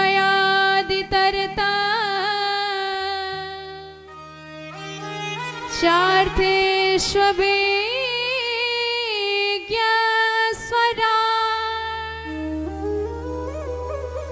तेने ब्रह्महृदाय आदिकवयः मोहयन्ति यः सूरयः तेजो वारिमृदां यथा विनिमयम् यत्र त्रिसर्गो मृषा धाम्ना स्वेन सदा निरस्तकुहकम् सत्यं परं धीमहि सत्यं परं धीमहि। तो प्रथम श्लोक में किसका वंदन करना है? सत्यम परम धीमहि, क्योंकि धर्म न दूसर सत्य समाना आगम निगम पुराण बखाना। धर्म सत्य के जैसा कोई हो नहीं सकता, इसलिए परम सत्य स्वरूप भगवान श्री कृष्ण के चरणार बिंदों की वंदना करने को कहा गया है प्रथम श्लोक में, क्योंकि बारंबार भगवान को ही सत्य सत्य सत्य सत्य कहकर पुकारा गया है। सत्य व्रतम सत्य परम च सत्यम, ये परम सत्य है, सच्चिदानंद रूप है, इसलिए सत्यम श्री कृष्णम परम परमेश्वरम धीमहि ध्यायेमः। हम सत्य स्वरूप भगवान कृष्ण कन्हैया की ही वंदन करते हैं। हर ग्रंथ बनता है तो कुछ न कुछ देवी देवताओं का नाम अवश्य लिखा जाता है प्रारंभ में। किसी में दुर्गा मैया का नाम लिया जाता है, किसी में गणेश जी का नाम, किसी में हनुमंत लाल जी का नाम, किसी में भोलेनाथ का नाम, किसी में राघवेंद्र सरकार का नाम, पर एकमात्र श्रीमद् भागवत महापुराण है जिसमें सर्वप्रथम मंगलाचरण में सत्यम परम धीमहि परम सत्य की उपासना करने को कहा गया है। भगवान कैसे हैं? भगवान ऐसे हैं जो कण कण में विराजमान है, क्षण क्षण अणु अणु में विराजमान है भगवान। तो केवल लक्षण बता रहे हैं, स्पष्ट नाम बता नहीं रहे हैं कि हम किसका वंदन करें, केवल लक्षण बताते हैं कि ऐसे दिखते हैं, ऐसे होते हैं। तो जो कण कण में विराजमान है उसी की हम वंदना करते हैं। तो किसी ने कहा कि आप प्रकृति की वंदना करते हैं क्योंकि प्रकृति सब में व्याप्त है, तो कहा नहीं नहीं, हम जिसकी वंदना करते हैं वह अभिज्ञ स्वराट, जिसकी वंदना कर रहे हैं वह जड़ नहीं है। प्रकृति तो जड़ कही जाती है, वह तो स्वतः सिद्ध ज्ञानवान है। तो किसी ने कहा अच्छा अच्छा आप ब्रह्मा जी की उपासना करने को कह रहे हो। ब्रह्मा जी सब में व्याप्त भी हैं और सबकी रचना भी उन्होंने करी है और चैतन्य भी हैं। तो कहते हैं नहीं नहीं, हम ब्रह्मा जी की भी उपासना नहीं करते, हम उस परब्रह्म की उपासना करते हैं जिन्होंने अपने एक संकल्प मात्र से सारे वेदों का ज्ञान ब्रह्मा जी को करा दिया था। यो ब्रह्मांडम विदताति पूर्वम, ऐसे परब्रह्म की उपासना करते हैं। तेने ब्रह्म हृदय आदि कवयः मोहयन्ति यत् सूर्यः, जिन वेदों के रहस्य समझने में बड़े बड़ों की बुद्धि भी चकरा जाती है, ऐसे परब्रह्म की उपासना करते हैं जो सारे संसार को रचता है, त्रिगुणमयी संसार को बनाता है, पर उसमें रमता नहीं है, वह संसार में रहकर भी संसार से विरक्त है। ऐसे परब्रह्म की उपासना करते हैं। जैसे कीचड़ में कमल का पत्ता होता है, रहता तो कीचड़ में है, पर कीचड़ की एक बूंद भी उस पर टिक नहीं पाती। ठीक इसी प्रकार भगवान इस संसार में रहते हुए भी निरस्तम कुहकम संसार लक्षणम ये नतम, संसार में रहते हुए भी संसार से विरक्त हैं। ऐसे परम सत्य की हम वंदना करते हैं। तो देखिए, केवल लक्षण बताया, पूरा पूरा नहीं बताया कि किसकी वंदना करते हैं, क्योंकि ये रसिकों की अपनी अपनी रस है। और डायरेक्ट यदि नाम ही बता दे तो हमारे मन में क्या जिज्ञासा रह जाएगी, कौन सी उत्कंठा रह जाएगी। तो जब इंतजार होता है तब उसका पूरा रस मिलता है। जैसे जब हमारे राघवेंद्र सरकार सीता जी और अनुज लखनलाल जी के साथ वनगमन गए, और जब ग्राम वधीटियों ने भगवान के दिव्य बांकी झांकी की शोभा का दर्शन किया तो बड़ी गदगद हो गई। और राम लखन दोनों जलपान कर रहे थे। इधर सीता जी को सखियों ने घेरा और बड़े मुस्कुराते हुए पूछने लगी कि बहन, ये सांवले और गोरे तुम्हारे कौन लगते हैं? देखने में तो बड़े प्यारे लग रहे हैं, मानो सारी दुनिया का खजाना हो यही। अब सीता जी ने लखन जी की ओर इशारा करके कहा, सुभग सुभाय, ये जो सहज स्वभाव वाले हैं और जिनका शरीर गोरा गोरा है, नाम लखन लघु देवर मोरे, इनका नाम लखन है और ये मेरे देवर जी लगते हैं। अच्छा अच्छा बहन, ये जो सांवरा सांवरा है ये तुम्हारा कौन लगता है? अब राघवेंद्र सरकार को जब सीता जी ने देखा तो जरा मुस्कुरा दी। उन्होंने कहा कि पतिदेव का नाम ऐसे कैसे ले लें। तो सीता जी ने अपने अंचल को उठाया और अंचल को राम जी की तरफ लगाया और राम जी की तरफ थोड़ा तिरछा देखती हुई मुस्कुरा दी। बहुरी बदन विधु अंचल ढाकी, पिय तनु चितई भौं कर बाकी। और जब सीता जी राघवेंद्र सरकार की ओर देख करके जरा सा मुस्कुरा दी तो उसी अदा पर सारी वधूटियां एकदम पागल हो गई, मानो निर्धन ने खजाना लूट लिया हो। इतनी गदगद हो गई कि उस आनंद को व्यक्त नहीं कर पाती हैं अपने शब्दों में। तो देखिए, रसिकों को इसी में ही रस मिलता है, रसास्वादन होता है। अब सीता जी यदि डायरेक्ट बता देती कि ये हमारे हस्बैंड है तो वह रस नहीं मिलता। तो जब सीता जी ने मात्र इशारा करके बताया तो समझदार के लिए इशारा ही काफी है, समझदार समझ जाते हैं और उनको परम आनंद मिल जाता है। तो ऐसे बड़े बड़े वेदज्ञ भी केवल भगवान को इशारे मात्र से बताते हैं कि ये हैं, और ना इति करके अंत में इत में थम कर देते हैं। जो बच जाए वही परब्रह्म है। तो भगवान कैसे हैं? आद्यस्य जन्मादि विकार रहितस्यापि यतः यत्र वसुदेव गृहे जन्मः, जिनका ना कभी जन्म होता है ना कभी मरण होता है, ऐसे प्रभु जो आदि अंत से परे हैं, वह अपने भक्ति के वश होकर के बारंबार धरातल पर जन्म लिया करते हैं। वसुदेव देवकी के घर जिन्होंने जन्म लिया, और इतने कुशल है कन्हैया, जन्म लिया जेल खाने में और जन्म लेते ही पहुंच गए गोकुल में। और भगवान गोकुल में आके ऐसी दिव्य दिव्य लीलाएं करते हैं कि बड़े बड़े ब्रह्मादिक देवता भी भगवान की लीला देखकर मोहित हो जाते हैं। जब ब्रह्मा जी मोहित हुए, भगवान के ग्वाल और गायों को चुरा करके ब्रह्मलोक ले गए। भगवान ने कहा कि इनको जरा ज्यादा घमंड है, तो भैया जो जिस विषय का ज्ञानी हो उसे उसी विषय में आप हराओ तो वह आपके ज्ञान को मानेगा। अब कोई व्याकरण का ज्ञानी हो, आप उसे व्याकरण की व्युत्पत्तियों से हराओगे तो वह आपके ज्ञान को स्वीकार करेगा। अब कोई बड़ा पंडित हो तो आप उसे मंत्रों से छंदों से हराएंगे तो वह आपके पांडित्य को स्वीकार करेगा। तो ब्रह्मा जी हमारे हैं सृष्टि के विशेषज्ञ। तो भगवान ने कहा हम इनको अलग सृष्टि करके दिखा देते हैं, तब ये जाके हमारी भगवत्ता को स्वीकार करेंगे। और भगवान ने ठीक वही सृष्टि करके दिखा दी।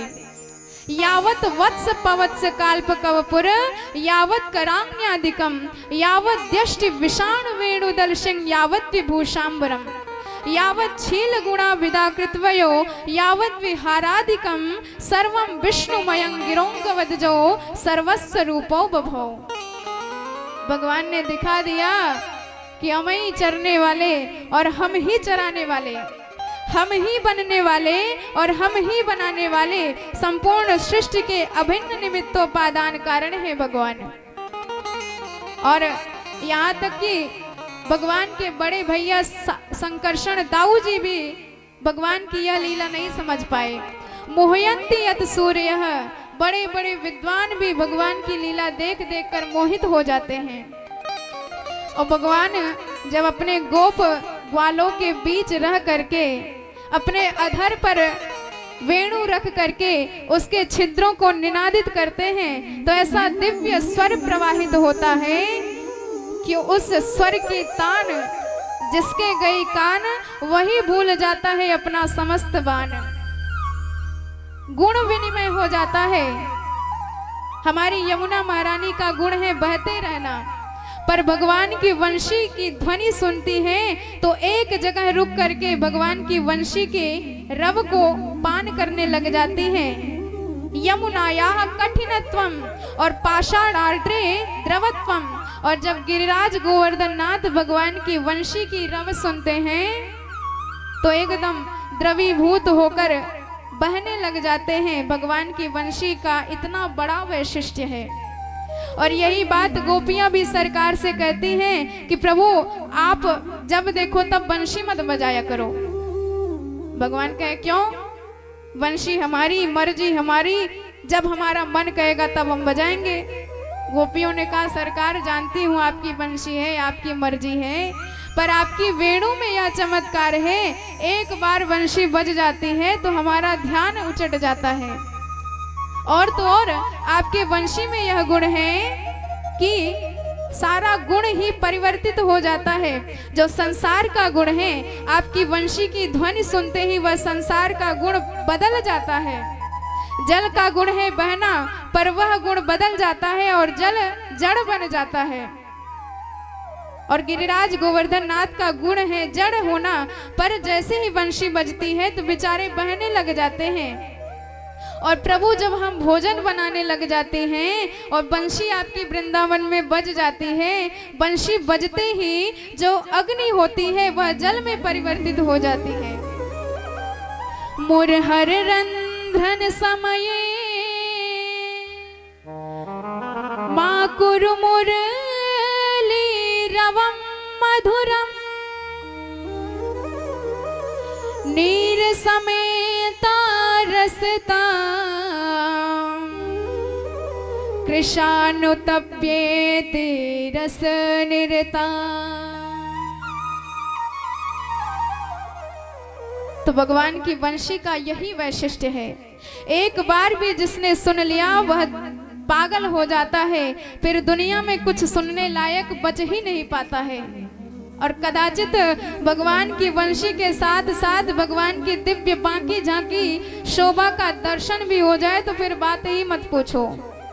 एक बार तिरछी नयन जिसको लग गई फिर वह घायल हो जाता है, पागल हो जाता है, फिर चाहे जितने बड़े वैद्य आ जाए उसका उपचार कभी नहीं कर पाते हैं। तो पहले श्लोक में यही बताया गया है कि जीवन में क्या ध्येय है। अब दूसरे श्लोक में बताते हैं कि हमारे जीवन में क्या पेय है। धर्मम प्रोजित कैत वोत्र परमो निर्मत्सराणाम सताम वेद्यम वास्तव मत्र वस्तु शिवदम तापत्रयोन्मूलनम श्रीमद् भागवते महामुनि कृते किम वा परैरेश्वरः सद्यो हृद्यव रुद्यते त्रिकृतवे सुश्रुस्तुवे तत्क्षणात्। तो भागवत सुनने का अधिकारी कौन है? जो निर्मत्सर हो गया। तो देखिए मच्छर दो प्रकार का होता है, एक मच्छर जो बाहर से काटता है और एक मच्छर जो भीतर से काटता है। और जो मच्छर बाहर से काटता है आप उससे बच सकते हो, मच्छरदानी लगा लो बच जाओगे। पर ये जो भीतर वाला मच्छर काटता है, इससे तो बड़े बड़े मनीषी विद्वान, बड़े बड़े तपस्वी मनस्वी भी नहीं बच पाते। तो ये भीतर वाला कब काटता है? मत्ते अग्रे सरति, जब आपके मन में यह भाव आ जाए, आपने किसी का परोत्कर्ष देखा, किसी का वैभव देखा, किसी के गुण देखे, तो आप इतने पागल हो गए कि आप सोचने लगे कि यह मुझसे कितना आगे निकल गया। अरे 4 साल हो गए हम एक ही गाड़ी दौड़ा रहे हैं और हमारे पड़ोसी ने 4 साल में 4 नई गाड़ियां निकलवा ली। तो हमको ये भीतर वाला काटने लग जाता है। तो जब तक ऐसा भाव आपका रहेगा, तब तक आप चाहे जितनी भागवत की कथा सुन लो, असर कुछ नहीं पड़ने वाला। क्योंकि पहले पात्रता बनानी होगी।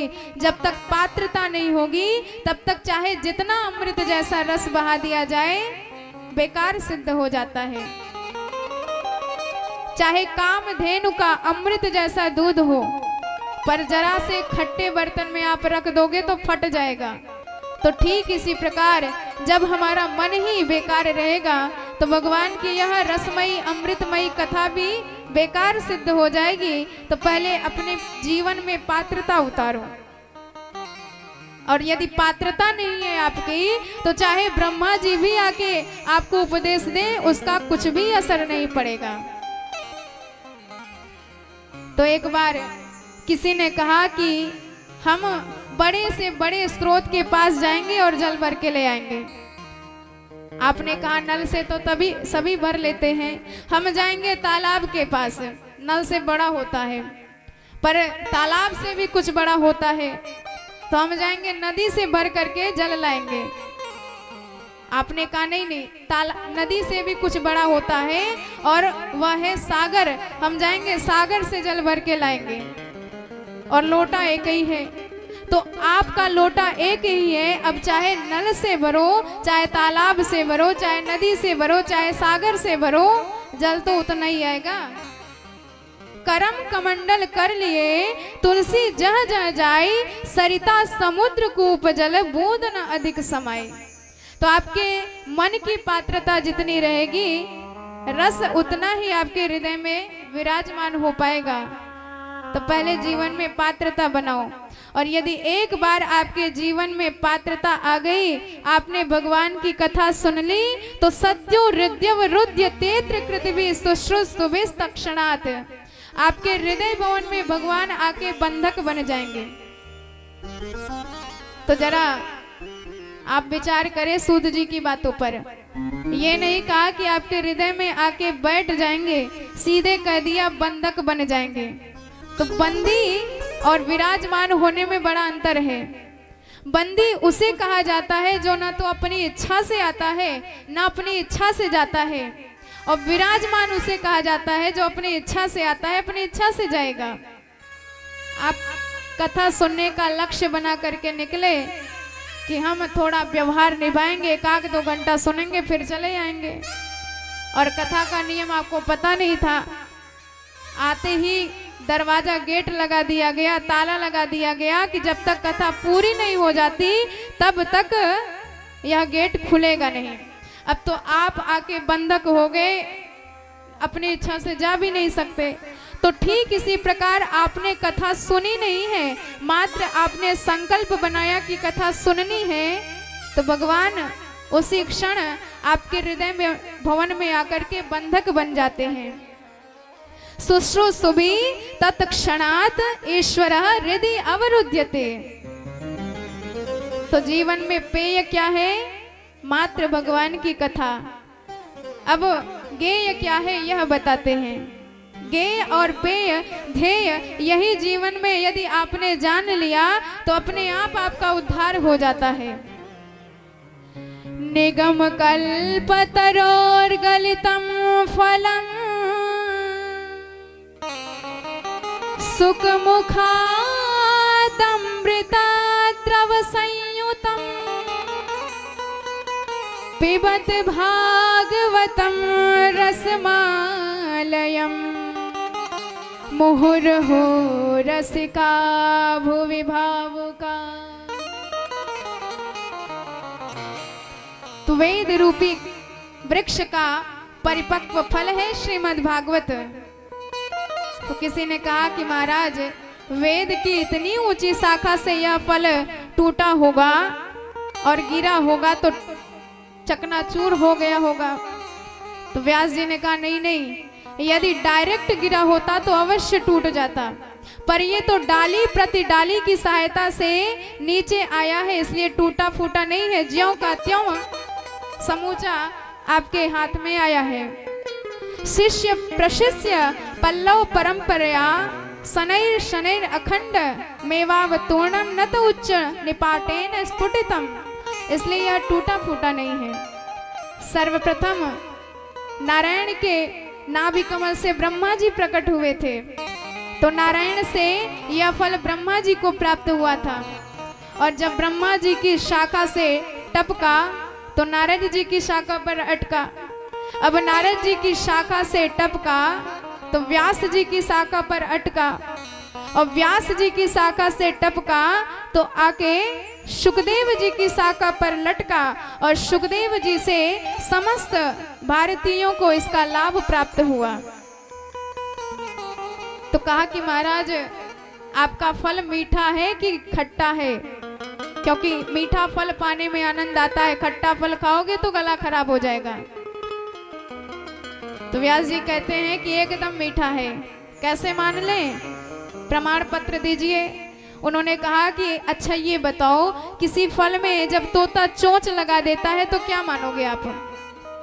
उसने कहा कि महाराज जिस फल में तोता चोंच लगा देता है उसे निश्चिंत ही मीठा मानना चाहिए।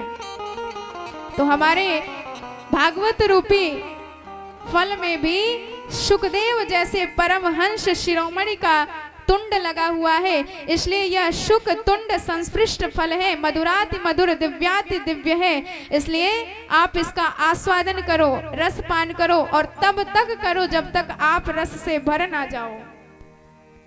तो प्रश्न किया महाराज यह रस, इसमें कौन सा रस विद्यमान है? फल, क्योंकि यदि आम का फल होता है तो आम रस बनाया जाता है, जितने भी फल होंगे उनका रस मिलता है। तो आपके श्रीमद् भागवत में कौन सा रस विद्यमान है? तो उन्होंने कहा रसो वैसह, साक्षात भगवान कृष्ण कन्हैया ही रस रूप में विराजमान है। इस संपूर्ण श्रीमद् भागवत के श्लोकों श्लोकों में, अक्षरों अक्षरों में भगवान गोविंद ही विराजमान है। और एक बार भी जिसने इसका श्रवण कर लिया, वाचन कर लिया, अध्ययन कर लिया, तो इतना रस उमड़ता है कि उसी रस में निमग्न हो जाता है, सारे विषय रस को भूल जाता है, केवल परमात्मा रस से परिपूर्ण हो जाता है। तो प्रश्न किया महाराज स्पेशल किसके किसके लिए यह रस आपने बनाया है? तो बताया अहो रसिका भुवि भावुका, रसिक और भावुकों के लिए यह दिव्य प्याऊ तैयार करी गई है। तो केवल 2 ही लोग, बाकियों को इसका अधिकार नहीं मिला है। तो उन्होंने कहा कि नहीं नहीं, भगवान की कथा तो सबके लिए सुलभ है, जो आए उसी को मिलता है, पर हमने 2 लोगों का नाम इसलिए लिया है क्योंकि इन्हें ज्यादा प्यास लगी रहती है। अब जिसे प्यास ना हो, आप उसे जबरदस्ती बिठाकर जल पिलाने लग जाओ तो वह तमाम प्रश्न खड़े कर देगा कि जिस पात्र से मैं जल पिला रहे हो यह पात्र माजा है कि नहीं, और जो जल पिला रहे हो वह जल कहाँ से भर के लाते हो। अनेक प्रश्न, क्योंकि प्यास नहीं है। और यदि रेगिस्तान में भटक गया होता और पानी की बूंद के लिए तरस गया होता और कोई कह दे कि भैया पानी पियोगे, तो छान के भरा कि माज के भरा कि बावड़ी से भरा कि तालाब से भरा, कुएं से भरा, एक प्रश्न समझ में नहीं आएगा, तब सीधे पानी नजर आएगा।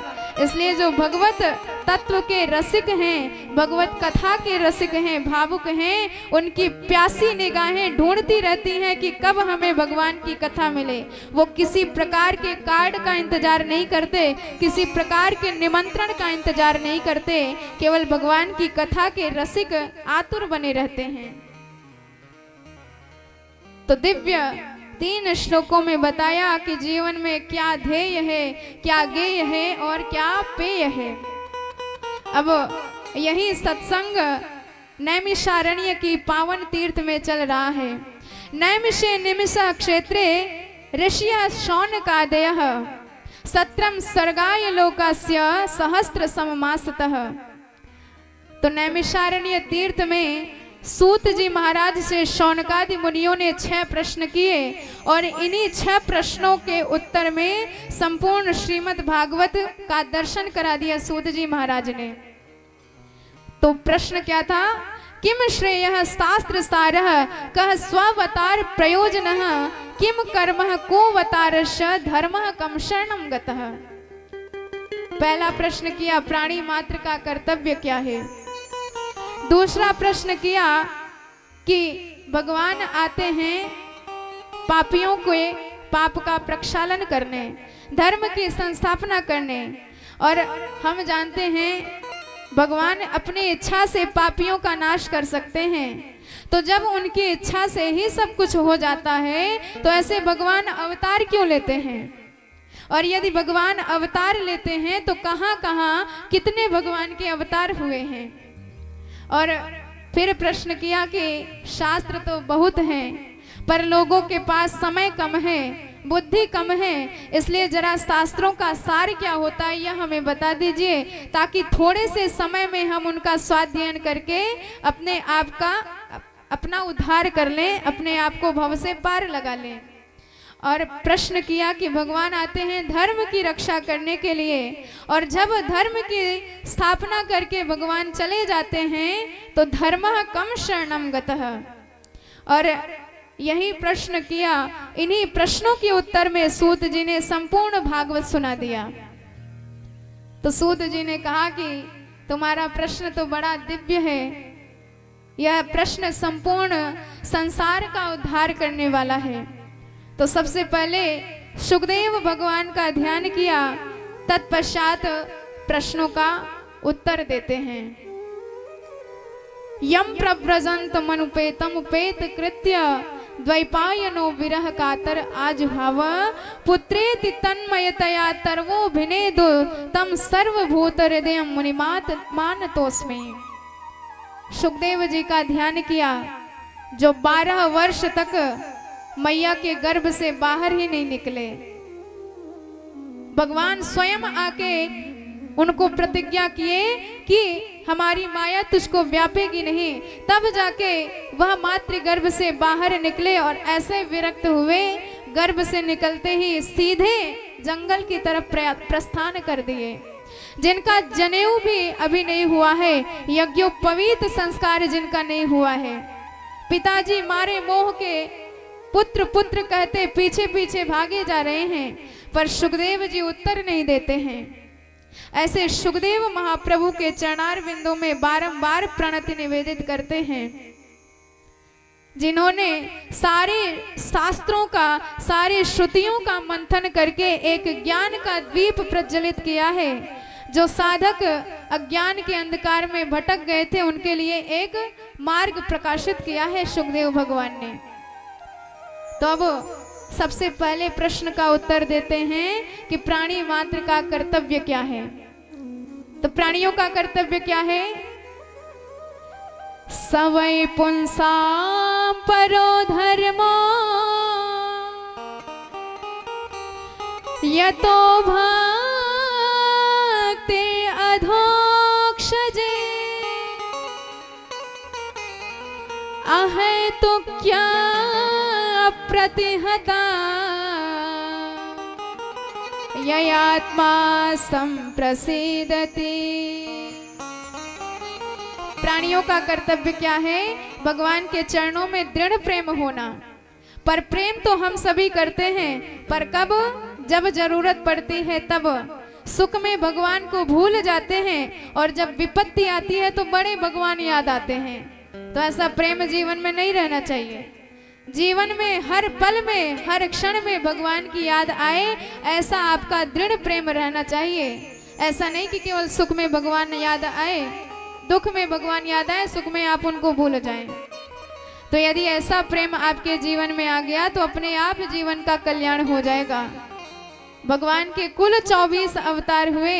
अब उन 24 अवतारों में आपके जो इच्छा हो आप उन्हीं भगवान की शरण में जाएं, क्योंकि तत्व तो सब में एक ही व्याप्त है, बस नाम रूप अलग अलग हैं। जैसे एक ही आटे से पूड़ी बनाई जाती है, एक ही आटे से रोटी बनाई जाती है, पराठे बनाए जाते हैं। आटा तो सब में वही है, पर नाम अलग है, रूप अलग है। इसी प्रकार किसी को राघवेंद्र सरकार अच्छे लगते हैं, किसी को लीलाधारी कृष्ण कन्हैया अच्छे लगते हैं, किसी को भगवान भोलेनाथ प्यारे लगते हैं। रसिकों की अपनी अपनी भावना है, पर जिस रूप में भगवान तुम्हें आनंद दे उसी रूप में भगवान का ध्यान करना चाहिए। वदन्ति तत्तत्त्वविदस्तत्त्वं यज्ञानम् अव्ययम् ब्रह्मेति परमात्मेति भगवान इति शब्दते।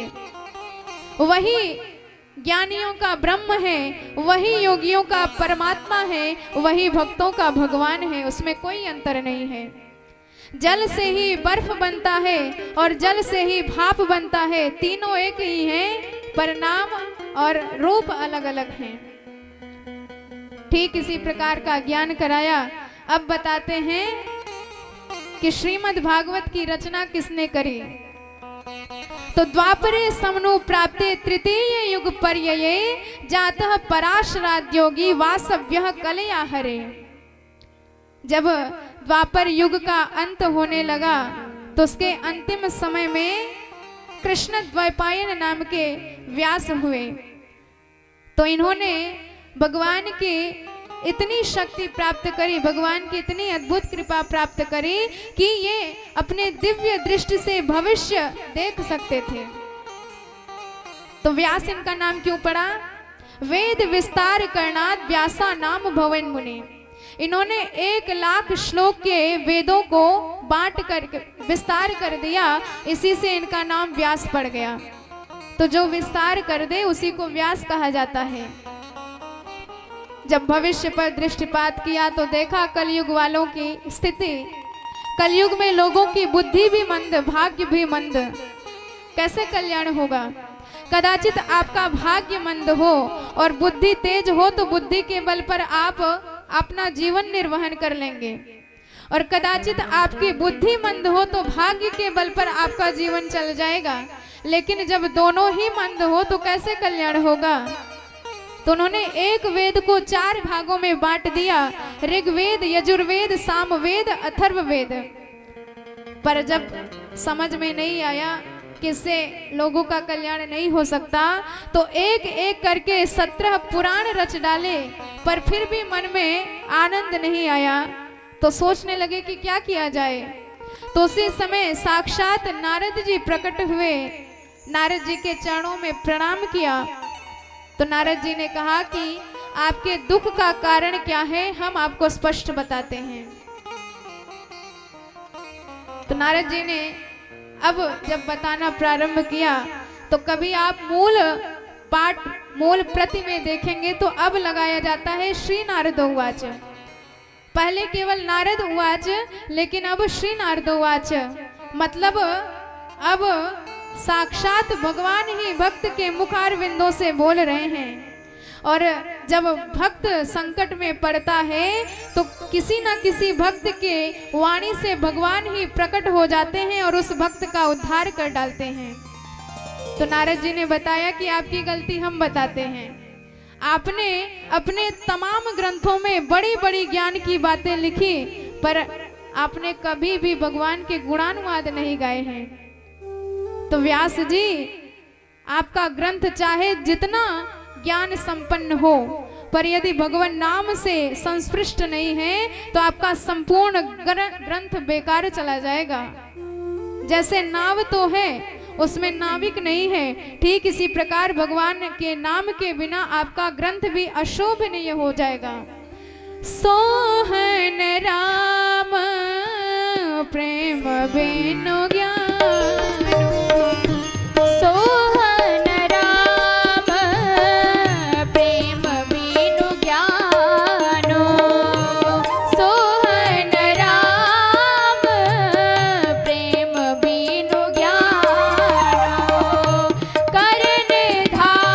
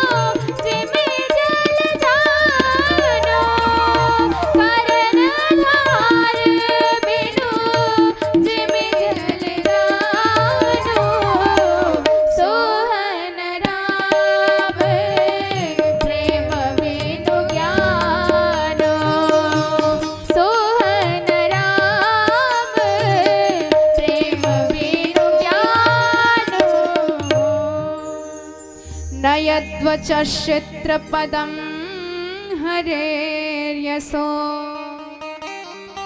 जगत पवित्रं प्रगृणीत कर्हिचित् तद्वायशं तीर्थमुसन्ते हंसा न यत्र हंसा निर्मन्त्युसे क्षया। तो जो भगवान के भक्त हैं वह केवल भगवान नाम की याचना करते हैं, उन्हें ज्ञान से कोई लेना देना नहीं है। वह तो भक्ति के वश रहते हैं, भक्ति की कामना करते हैं। अरे उन्हीं भगवान नाम का ही चमत्कार है कि मैं दासी पुत्र नारद आज त्रैलोक्य में पूजा जा रहा हूँ। अहम पुरातीत भवे भवम मुने दास्यास्तु कश्याशन वेदवादिनाम निरूपितो बालक एव योगिनाम शुश्रूषणे प्रावृष्य निर्विवक्षताम। दासी पुत्र था मैं, मेरी मैया संतों में श्रद्धा रखती थी, संतों की सेवा करने जाती थी, तो मैं भी जाता था। और उन्हीं संतों के कृपा प्रसाद से मेरे जीवन में भगवान की दिव्य भक्ति प्रकट हो गई। और जब दिव्य भक्ति प्रकट हो गई तो मैं भगवान का दीवाना बन गया। जब संत जाने लगे तो उनके साथ मैं भी जाने लगा। पर संतों ने कहा कि बेटा तेरी माँ ने हमारी इतनी सेवा करी है, और जब हम तुझे अपने साथ में ले जाएंगे तो पूरे जीवन हमको गाली देगी कि संतों की सेवा करी और संत जाते वक्त मेरे बच्चे को ही भगा के ले गए। तो बेटा यदि तेरी माँ आदेश देती है तो हम तुझे ले जाएंगे, पर यदि आदेश नहीं देती है तो फिर जब माँ पधार जाए तब तू हमारे पास चले आना। तो नारद जी बोले कि मैं तो जानता था कि माँ मुझे कभी आदेश देने वाली नहीं, तो मैं संतों से मंत्र दीक्षा लेके आया और 24 घंटे प्रभु प्रेम में मस्त मैं भगवान नाम का ही जप करता रहता था।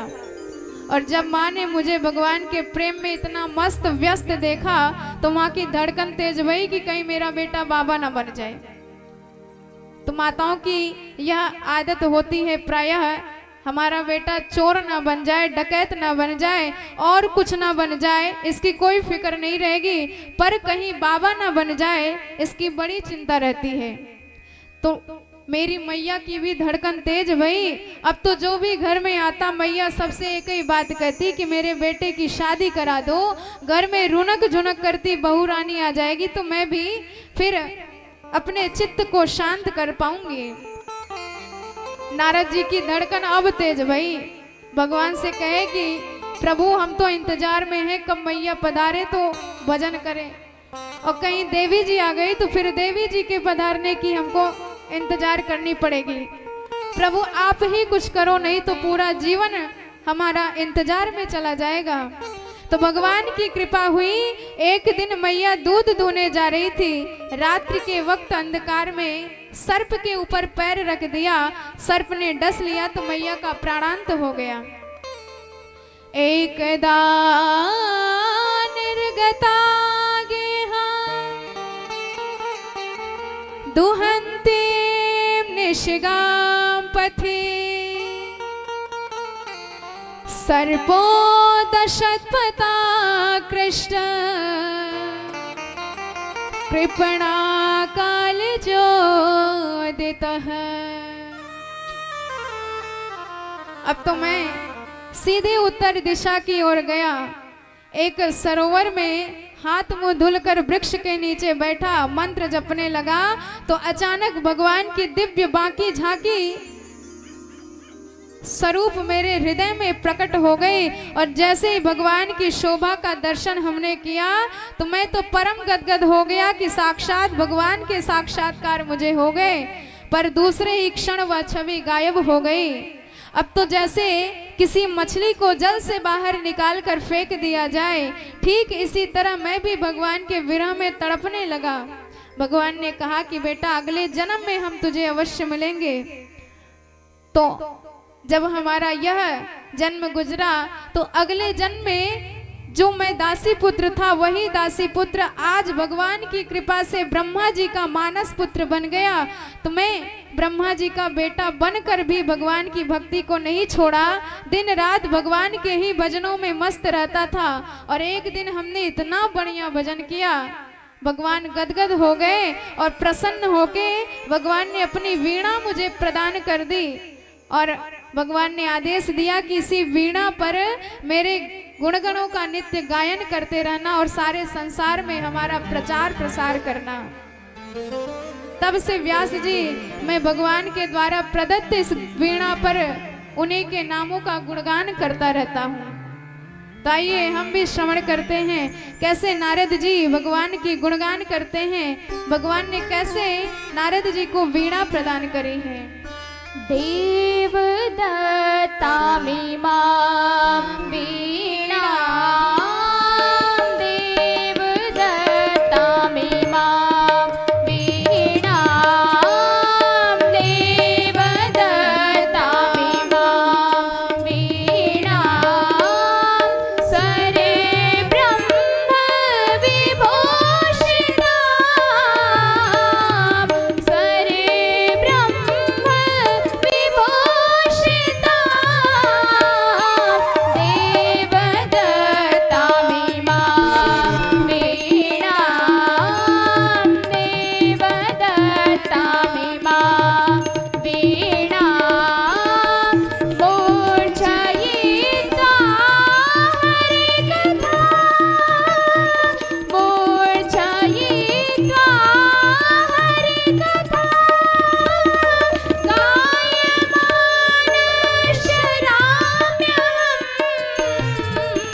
मूर्छयित्वा हरिकथा, गायमानश्चराम्यहम्,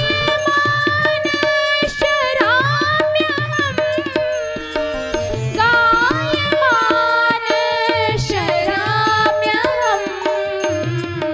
देव दत्तामि मां वीणा, देव दत्तामि मां वीणा, स्वरे ब्रह्म विभूषिता, स्वरे ब्रह्म विभूषिता, देव दत्तामि मां वीणा, देव दत्तामि मां वीणा, देव दत्तामि मां वीणा, मूर्छयित्वा हरिकथा, मूर्छयित्वा हरिकथा,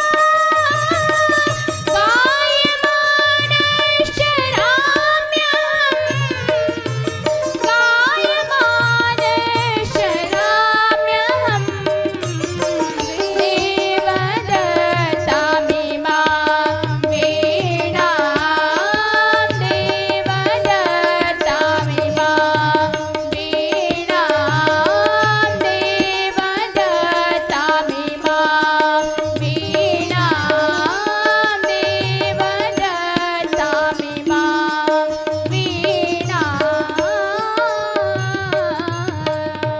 बोली भक्तवत्सल भगवान की जय हो। तो नारद जी ने बता दिया कि आप भगवान के गुणगणों का गायन करिए व्यास जी, फिर देखिए आपको कितना आनंद आता है और आपकी रचना सुन करके भक्तों को कितना आनंद आता है। तो संकेत भर के चल दिए और अब व्यास जी को अपनी गलती समझ में आई। तो इनका शम्या प्रास नाम का आश्रम था सरस्वती नदी के तट पर। तो स्नान करके अपने आश्रम में विराजमान हुए और अब भगवान से प्रार्थना करें कि प्रभु अब आप लिखाएंगे, जो आप बताएंगे वही लिखा जाएगा। तो जैसे ही भगवान के ऊपर सारी भार सौंप दिया इन्होंने, तो अब तो भगवान की कृपा प्रवाहित होने लगी। व्यास जी गाते गए और सुखदेव गणेश भगवान लिखते चले गए। तो जरा इनको लिखने दीजिए और इनको गाने दीजिए। जरा समय लगेगा। तो आइए हम सद्गुरुदेव भगवान के चरण कमलों की उपासना कर लेते हैं, क्योंकि बिना गुरु के आप कभी भी किसी भी काम में सफलता नहीं प्राप्त कर सकते। तो भागवत तैयार हो रही है, इसका भी यदि आपको संपूर्ण सार्थक ढंग से समझना है पूरा अर्थ, तो हमें सद्गुरुदेव भगवान की कृपा आश्रय ग्रहण करनी पड़ेगी। तो आइए सद्गुरुदेव भगवान के चरणों में मन को समर्पित करते हैं, तत्पश्चात कथा में हम प्रवेश करेंगे। बोले सद्गुरुदेव भगवान की जय हो। सदानंद चिन्मय स्वरूप है, महिमा पार कर ले गुरु पद ध्यान रे मनुआ, हो जा भव से पार। कर ले गुरु पद ध्यान रे मनुआ, हो जा भव से पार। सदानंद चिन्मय स्वरूप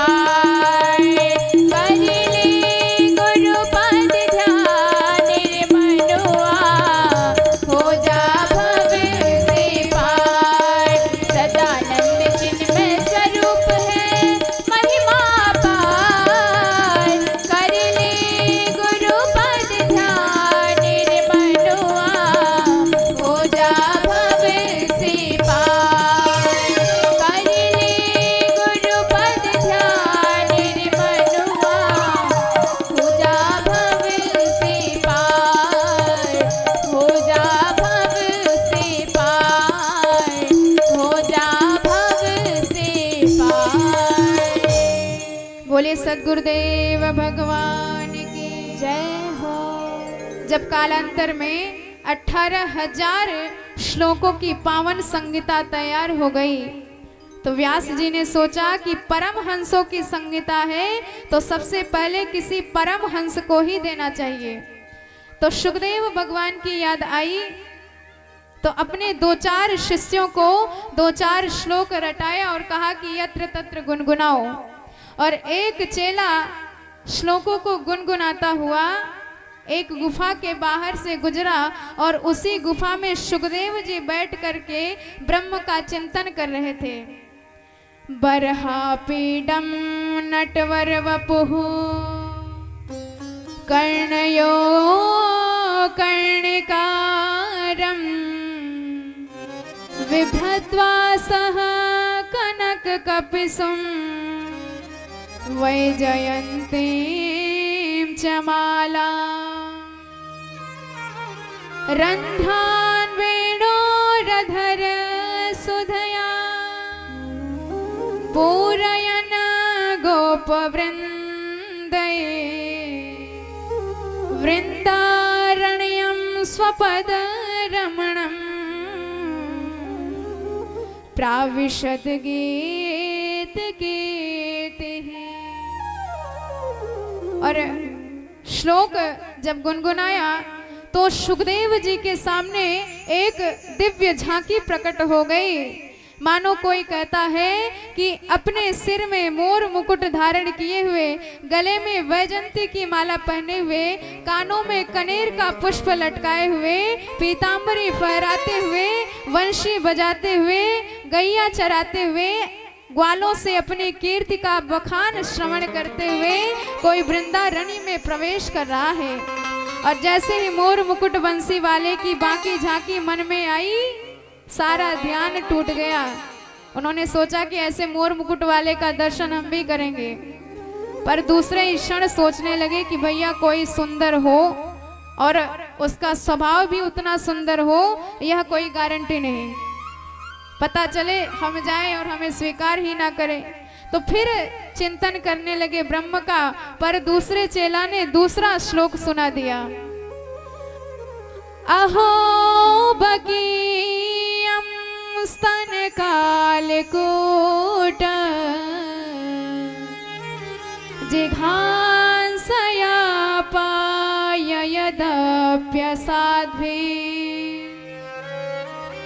लेभे गतिं धातृचितां ततोऽन्यं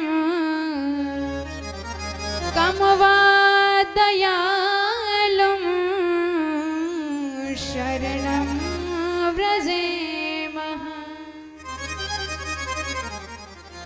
परम आश्चर्य, बकी नाम पूतना का जो भगवान को मारने की दुर्भावना से प्रेरित होकर स्तनों में विष लगा के आई और भगवान ने उसके स्तन पान किए और भगवान उसको मैया की गति प्रदान करते हैं। धन्य है सरकार जो अपने दुश्मनों में भी कोई दोष नहीं ढूंढ सकते, वो अपने भक्तों में कोई दोष ढूंढ ही कैसे सकते हैं। कम वा दयालु, ऐसा कृपालु ऐसा दयालु कौन होगा। अब तो सारा ध्यान टूट गया। सुखदेव जी पास में आए, कहा कि कुछ और सुनाओ। बच्चों ने कहा कि हमको इतने ही आते हैं, ज्यादा स्वाद लेना है तो आप हमारे गुरुदेव के पास जाएं, उनके पास ऐसी 18,000 श्लोक आपको मिल जाएंगे।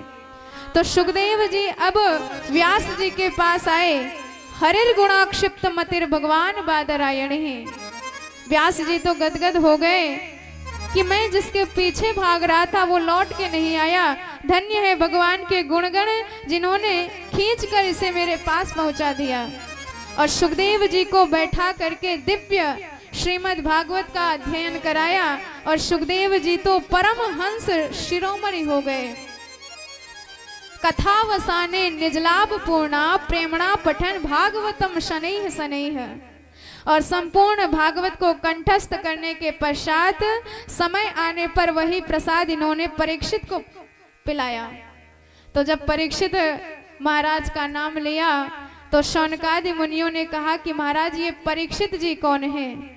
तो अब सूत जी परीक्षित जी की कथा सविस्तार रूप से सुनाते हैं।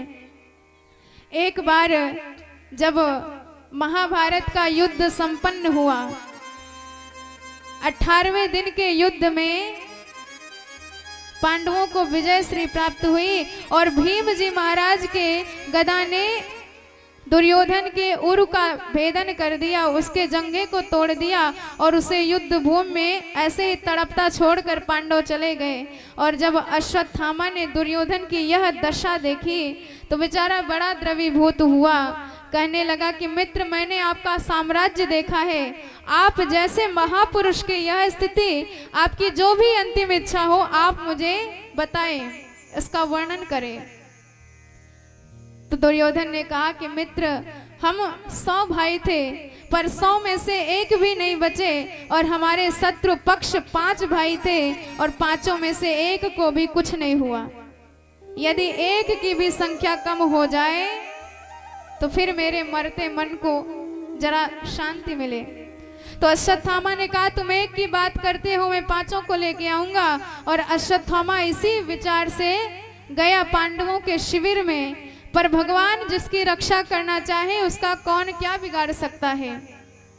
भगवान पांडवों को लेकर के गए कि चलो आज विजयश्री की रात्रि मनाएंगे। और पांडवों की सोनी सैया पर 5 पांडव पुत्र जो पांडव से ही पैदा हुए थे आके शयन कर दिए। अब अश्वत्थामा ने रात्रि को पहचाना नहीं और 5 बच्चों का सिर काट लिया और पूरे शिविर में आग लगा दी। और जब पूरे शिविर में आग लगी, इधर अश्वत्थामा सिर लेके दुर्योधन के पास आया। दुर्योधन ने नजदीक से देखा तो पहचान गया ये पांडव नहीं, पांडव पुत्र हैं। तो बड़ा रुदन करने लगा कि मित्र, इन अबोध बच्चों ने तुम्हारा क्या बिगाड़ा था, इनको मार करके तो तूने कुल में पानी देने वाला तक नहीं छोड़ा और इतना क्लेश से आक्रांत हो गया कि उसका प्राणांत हो गया। और इधर जैसे ही द्रौपदी मैया को पता चला कि मेरे 5 बच्चे बड़ी निर्ममता से मारे गए हैं तो छाती पीट कर चीत्कार करने लगी और रुदन करने लगी। माता शिशूनां निधनं सुतानां निशम्य घोरं परितप्यमाना निशम्य घोरं परितप्यमानः तदा रुदत्वा स्फुलिङ्गकुलाक्षे तां स्वान्त्वयन्नाह किरीटमाले तां सान्त्वयन्नाह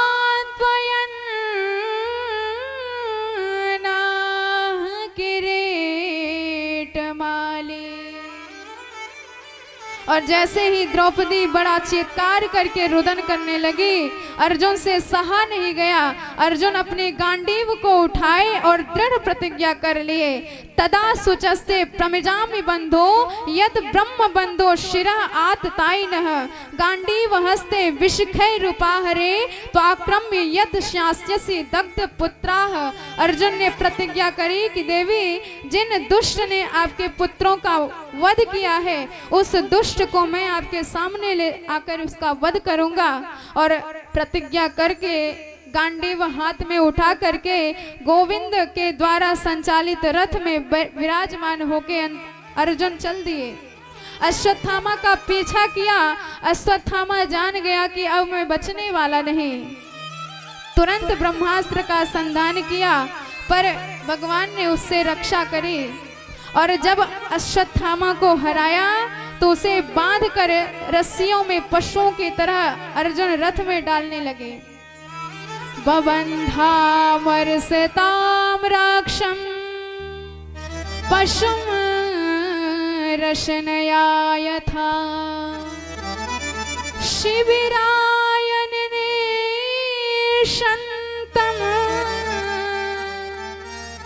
दाम्ना बद्ध्वा रिपुंबला। और इस पर भगवान ने कहा कि अर्जुन यह आतताई है, अरे इसने सोते हुए बच्चों को मारा है। जो धर्मवेत्ता पुरुष होते हैं वो कभी स्त्रियों को, कभी पागल को, कभी मतवाले को, कभी सोते हुए को और कभी बच्चों का वध नहीं करते। मत्तः प्रमन्न मुन्मत्तम सुप्तम बालम स्त्रियम जटम प्रपन्नम बिरथम भीतम न रिपुम हंति धर्मवित। इसे बांधो मत, इसे इसका तुरंत वध कर डालो। पर अर्जुन ने कहा कि सरकार मैंने प्रतिज्ञा करी है, द्रौपदी के सामने इसका वध करूंगा।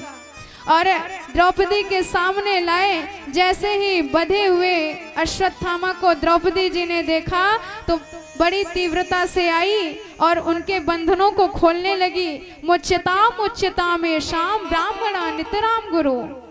अरे ये साक्षात आपके गुरु ही आज गुरुपुत्र के रूप में आए हैं। तो जिन गुरु ने आपको इतने ज्यादा रहस्य बताए धनुर्वेद के, जो अपने पुत्र तक को नहीं बताया, आज वही गुरु बड़ी दीन अवस्था में आपके सामने खड़े हुए हैं, तो आप इनको बांध कर रखे हैं।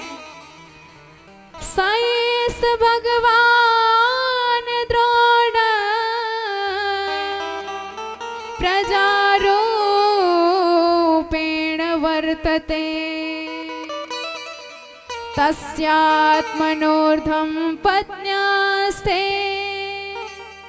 मा कृत्वं बंधु साध्वसम्। द्रौपदी ने जब ये बातें कही तो युधिष्ठिर ने कहा कि ठीक है इनकी बातें, पर अर्जुन ने कहा कि देवी ये आपके बच्चों का हत्यारा है और आप इस पर दया दिखाती हो। द्रौपदी जी ने कहा कि मुझे इस पर दया बिल्कुल नहीं आती, पर मैं माँ का दुख जान गई हूँ। मेरे 5 बच्चे मरे हैं, मुझे इतना कष्ट हो रहा है। और आपकी गुरु माता जिनके पतिदेव भी उस युद्ध में स्वाहा हो गए और इनके एक बच्चे अवलंब बचे हैं, यदि ये भी मर जाएं तो बेचारी पर क्या बीतेगी। माँ रोदिदस्य जननी गौतमी पतिदेवता यथाहम मृतवत्सार्ते रोदिम्या श्रमखी श्रियम। मैं जिस दुख में डूबी हूँ उस दुख में किसी और माँ को डुबाना नहीं चाहती। युधिष्ठिर जी ने कहा बात तो ठीक है, पर भीम की आंखें टेढ़ी हो गई, आप सब छोड़ दो, मैं नहीं छोड़ने वाला इसे। अर्जुन ने भी कहा कि हम भी प्रतिज्ञाबद्ध हैं, पर भगवान सब कुछ मौन होके सुन रहे थे। तो अर्जुन ने कहा कि सरकार आप भी तो कुछ अपना मंतव्य बताइए। भगवान ने कहा हमसे पूछते हो, हम तो यही बताएंगे, तस्मात् शास्त्रम प्रमाणम ते। हमारे शास्त्र बताते हैं कि क्या करना चाहिए क्या नहीं करना चाहिए। तो आपके शास्त्र क्या कहते हैं? शास्त्र कहते हैं कि ब्राह्मण चाहे जितना पतित हो उसे मारना नहीं चाहिए। और शास्त्र ये भी कहते हैं आतताई चाहे जो हो उसे छोड़ना नहीं चाहिए। ब्रह्म बंधुर्न हंतव्य आतताई वधारण मयैव भयमामनातम परिपायन शासनम। तो अर्जुन ने कहा सरकार आपने दोनों बातें खुद ही कर दी। एक तरफ कहते हो छोड़ना नहीं चाहिए, एक तरफ कहते हो मारना नहीं चाहिए, मैं क्या करूं? भगवान ने कहा कि युधिष्ठिर जो बताए आप वही करें, पर इतना ध्यान रखना कि तुम क्षत्रिय हो, अपनी प्रतिज्ञा मत तोड़ बैठना। अब अर्जुन समझ गए कि ये टेढ़ी टांग वाले हमेशा टेढ़ा ही बोलना जानते हैं, इनका हर मामला टेढ़ा। पर अर्जुन भी भगवान के पक्के चेला है, गुरुजी बना के गीता का ज्ञान सीखा है। और गीता जी का एक श्लोक याद आ गया जिसमें भगवान स्वयं कहते हैं संभावितस्य चाकीर्तिर मरणाद तिरच्यते। यदि कोई बहुत माननीय व्यक्ति हो आप उसका अपमान कर दें तो वह व्यक्ति जितनी बार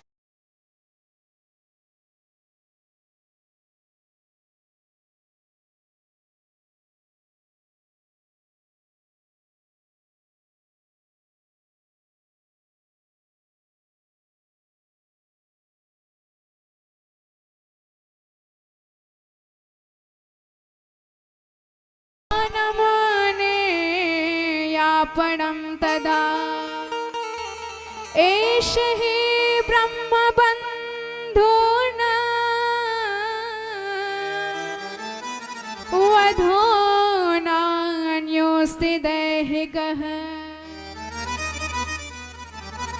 तो जब यह बात समझाई अर्जुन तुरंत समझ गए और भगवान की मन की बातें समझकर अर्जुन ने तदनुसार वैसा ही कर्म किया।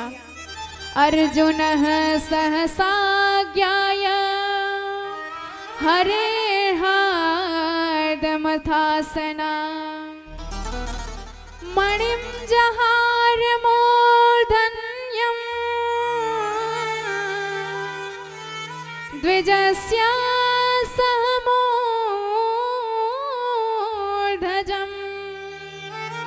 द्विजस्य सह मूर्धजम्। अर्जुन ने अश्वत्थामा के सिर पर चमचमाती मणि को छीन लिया और उसे धक्का मार करके शिविर से बाहर निकाल दिया। और अश्वत्थामा इतना ज्यादा अपमानित हो गया, उसने प्रतिज्ञा कर ली कि मेरा नाम भी अश्वत्थामा नहीं, मैं इनके कुल में कोई पानी देने वाला तक नहीं छोड़ूंगा। घनघोर प्रतिज्ञा कर बैठे। और इधर भगवान एक दिन युधिष्ठिर से कहने लगे कि युधिष्ठिर अब अपना काम हो गया, अब हम भी द्वारकापुरी जाएंगे। गंतुम कृतमति ब्राह्मण द्वारकाम रथमाविशत।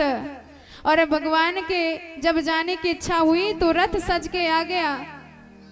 तो बताते हैं कि भगवान जाने के लिए तैयार थे, एक पैर रथ पे रखा और एक पैर रथ के नीचे रखा था, एक हाथ से रथ पकड़ा था और एक हाथ से अभय दान दे रहे थे। और भगवान जाने के लिए तैयार ही थे कि अचानक एक बाल विधवा रोती चीखती चिल्लाती भगवान के चरणों के पास आई और साष्टांग गिरकर बारंबार रुदन करने लगी। पाहि पाहि महायोगिन देव देव जगत्पते देव देव जगत्पते नान्यं त्वद्भयं पश्य यत्र मृत्यु परस्परम। भगवान ने देखा कि ये कौन आ गया और जब ध्यान दिया तो पहचान गए कि ये तो देवी उत्तरा है। बेचारे अभिमन्यु जिनका यज्ञ में बलिदान हो गया और ये गर्भिणी होने के नाते अपने प्राणों का विसर्जन नहीं कर पाई, पर क्या हुआ आज जो इतनी ज्यादा चिंतित हैं। भगवान ने जब प्रश्न किया तो उन्होंने कहा कि प्रभु संपूर्ण ब्रह्मांड में आपके सिवा मुझे कोई अपना रक्षक नहीं दिखाई देता, मैं आपकी शरण में आई हूँ। और जब ऐसा भाव हो जाए कि भगवान के सिवा हमारा कोई रक्षक नहीं है, उसी समय हमारा परम कल्याण हो जाता है।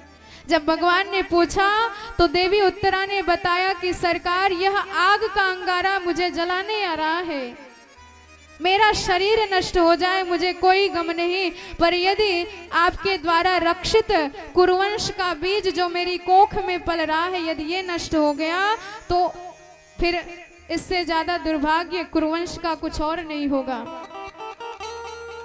तो भैया माँ की रक्षा जब होगी तभी बच्चे की रक्षा होगी। भगवान ने कहा आप चिंता मत करो, और भगवान अंगुष्ठ मात्र परिमाण बना करके देवी उत्तरा के गर्भ में समाहित हो गए। अस्त्र तेजा स्वगदया निहार में गोपति। नन्हे से परीक्षित बेचारे जले जा रहे थे, पर भगवान ने अपने दिव्य गदा से उस तेज को शांत कर दिया, परीक्षित को दिव्य दर्शन दिया। परीक्षित जी के चित्त में भगवान की वह बाकी झांकी नित्य के लिए समाहित हो गई। और जब भगवान बाहर आए और उत्तरा देवी से पूछा कि उत्तरा देवी अब और कोई कष्ट तो नहीं है, इतनी ज्यादा गदगद हो गई, अपने भावों को सरकार के चरणों में व्यक्त नहीं कर पाई। कुछ बोलने जाती हैं तो कंठावरुद्ध हो जाता है, नेत्रों से बारंबार अश्रुपात होने लगता है, कुछ बोल ही नहीं पाती। धन्य है उत्तरा देवी, हमारी भारतवर्ष में कई माताएं हुई जिन्होंने अपने गर्भ में साक्षात भगवान को धारण किया, जैसे देवकी मैया, कौशल्या मैया आदि। और कई ऐसी माताएं हुई जिन्होंने अपने गर्भ में परम भागवत भक्त को धारण किया। पर आज उत्तरा देवी भारतवर्ष की प्रथम ऐसी महिला हैं जिन्होंने अपने गर्भ में साक्षात भक्त और भगवान दोनों को धारण कर लिया। संपूर्ण त्रिभुवन उनके यश से प्रकाशित हो रहा है। पर जब हमारी कुंती मैया ने देखा भगवान इतना बड़ा काम करके जा रहे हैं और कोई इनकी स्तुति भी नहीं कर रहा है। अरे माना कि आकाश अनंत होता है पर पक्षियां तो उड़ती ही है उसमें, तो भगवान के गुण अनंत है, पार नहीं पाया जा सकता। पर जिसके पास जितने भाव है, जितने ज्ञान है, उसके अनुसार भगवान की स्तुति, भगवान के गुणगान तो करता ही रहता है। तो अब कुंती मैया आई, भगवान के चरणों में प्रणाम करने लगी। तो भगवान ने कहा, बुआ जी आप क्यों प्रणाम करते हो? अरे उल्टी गंगा क्यों बहा रही हो? तो कुंती मैया ने कहा, चुप रहो, अब बुआ जी दोबारा मत कहना। जब भी आपकी भगवत्ता मेरी समझ में आती है तो इतने प्रेम से आप बुआ जी कहते हो कि सारी भगवत्ता भूलकर आपको भतीजा मान के रह जाती हूँ। तो अब जरा 1 मिनट शांत रहो, मेरे मन के भाव कह लेने दो। प्रभु बस यही रास्ता बता दो, इस संसार से मुक्त होकर के आपके चरणों में कैसे आए, क्योंकि अपने पास तक पहुंचने का रास्ता आप ही बता सकते हो। बाकी तो हम में यह औकात नहीं, जीव में यह औकात नहीं कि जीव आप तक पहुंच जाए। जीव तक आपको ही पहुंचना पड़ेगा। और कुंती मैया बड़े भाव से पूछती हैं कि हे प्रभु मुझे बता दीजिए कि आपके चरणों में कैसे आया जाएगा। तो आइए हम और आप भी कुंती मैया के साथ भगवान से यही प्रश्न करते हैं कि प्रभु आपके चरणों में हम कैसे आए, संसार से कैसे मुक्त हो, इस स्नेह बंधनों से कैसे छूटे। बोली भक्त वत्सल भगवान की जय हो। हे प्रभु मुझे बता दो चरणों में कैसे आऊं, माया के बंधनों से, माया के बंधनों से अब मुक्ति कैसे पाऊं। हे प्रभु मुझे बता दो चरणों में कैसे आऊं, माया के बंधनों से अब मुक्ति कैसे पाऊं। हे प्रभु मुझे बता दो।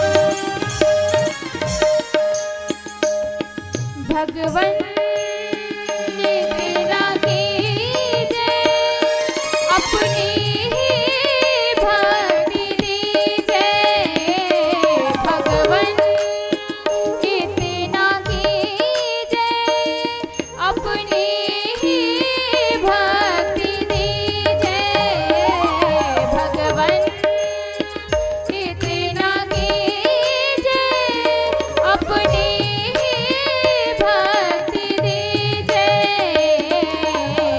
हो प्रेम आप में ही हो प्रेम आप में ही तुमको ना भूल पाओ हो प्रेम आप में ही तुमको ना भूल पाओ हे प्रभु मुझे बता दो चरणों में कैसे आओ माया के बंधनों से अब मुक्ति कैसे पाओ हे प्रभु मुझे बता हरे कृष्णा कृष्णा कृष्णा हरे हरे हरे रामा रामा रामा हरे हरे हरे कृष्णा कृष्णा कृष्णा हरे हरे हरे राम राम राम हरे हरे हरे कृष्णा कृष्णा कृष्णा हरे हरे हरे राम राम हरे हरे हरे कृष्णा कृष्णा कृष्णा हरे हरे हरे राम राम हरे हरे हरे कृष्णा कृष्णा कृष्णा हरे हरे कृष्णा हरे हरे कृष्णा हरे हरे बोले भक्तवत्सल भगवान की जय हो नमस्ते पुरुषं त्वाद्यं ईश्वरः प्रकृते नमः न लक्ष्यसे लक्ष्यदृशा अलक्ष्यं सर्वभूतानां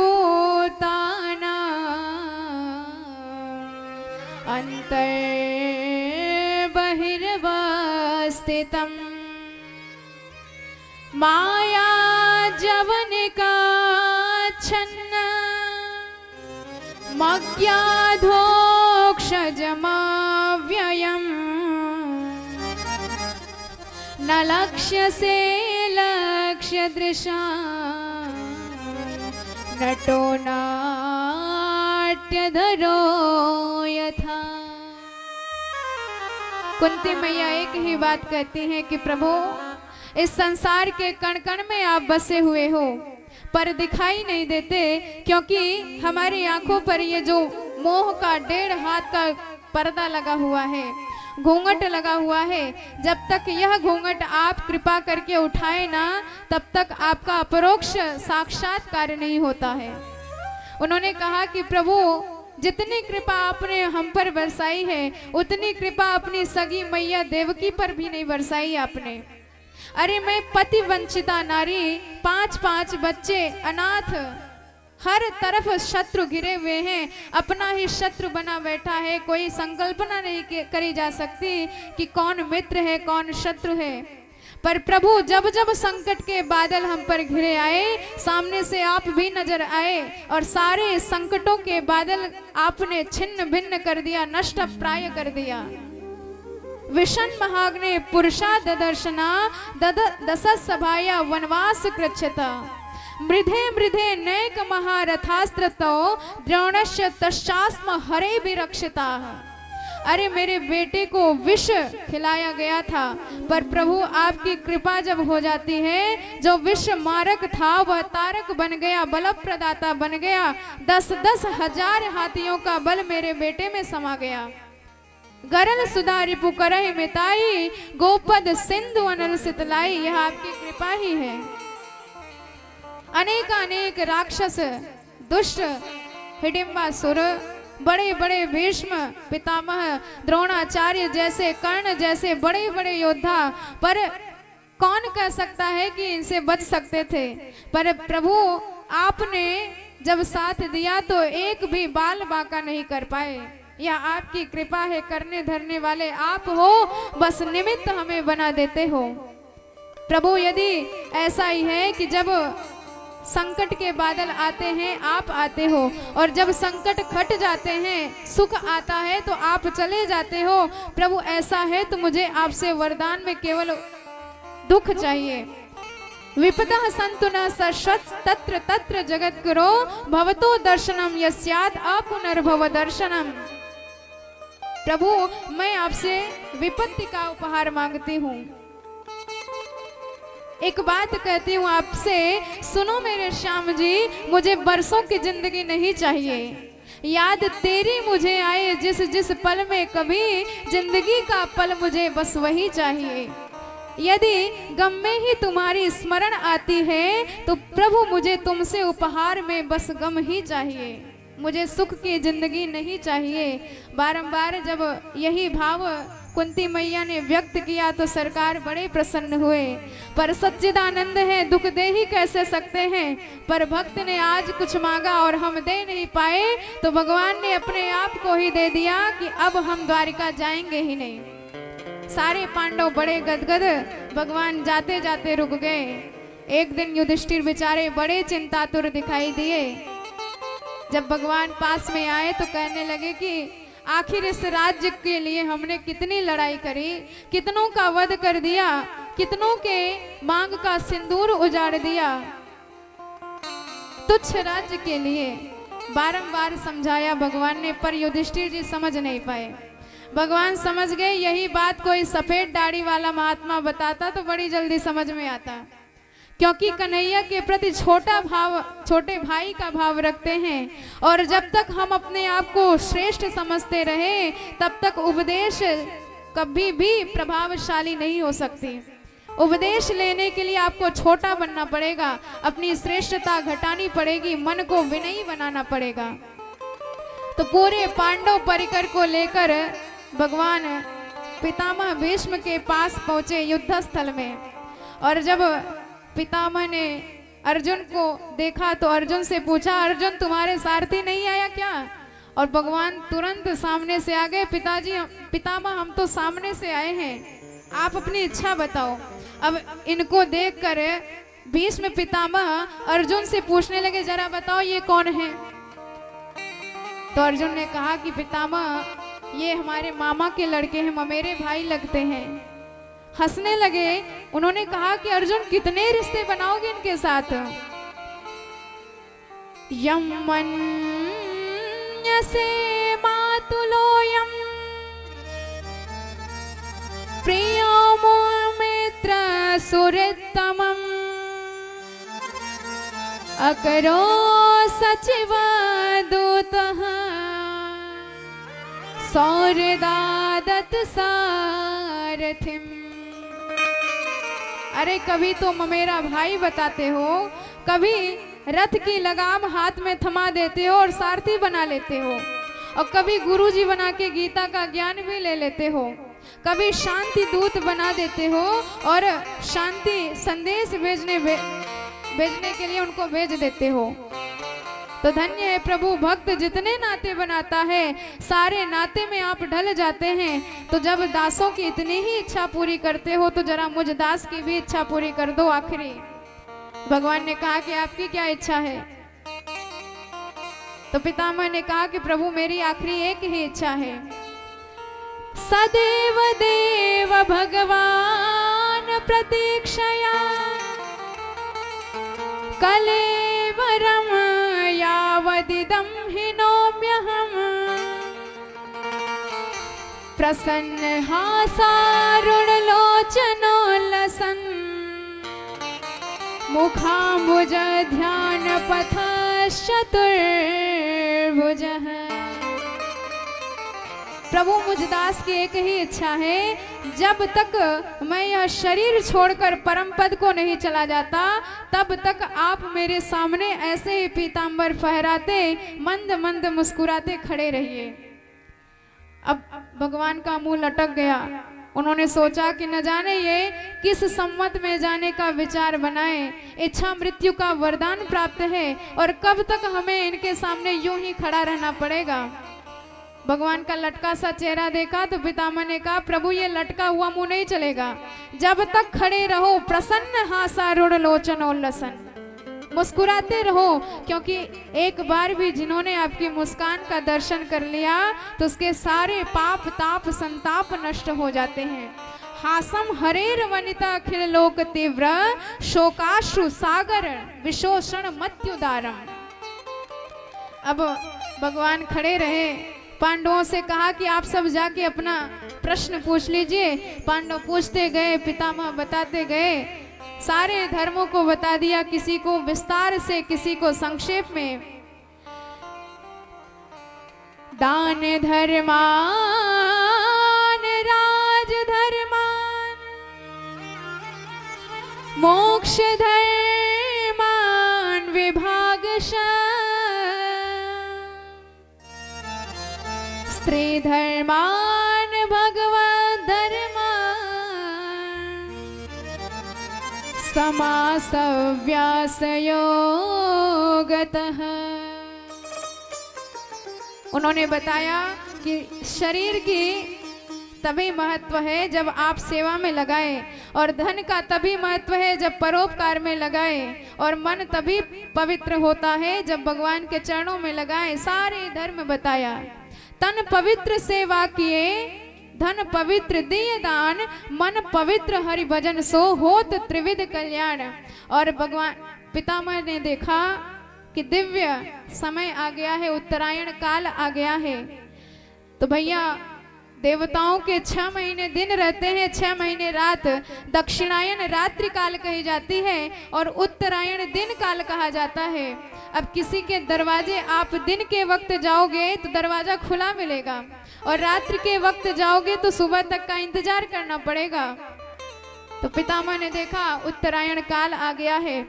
माघ शुक्ल एकादशी बुधवार का दिव्य संयोग आ गया है, और हमारे सरकार भी उत्तरायण है, उत्तरा जी के गर्भ से आए हैं। और इधर भगवान जिसके अभिमुख हो जाए वही जीव के लिए उत्तरायण काल कहा जाता है, और जिसके विमुख हो जाए वही दक्षिणायन काल कहा जाता है। अब देखा कि मौका बढ़िया है, अब चलना चाहिए। तो भगवान के चरणार बिंदों में पुष्प चढ़ाने कहाँ से जाएं?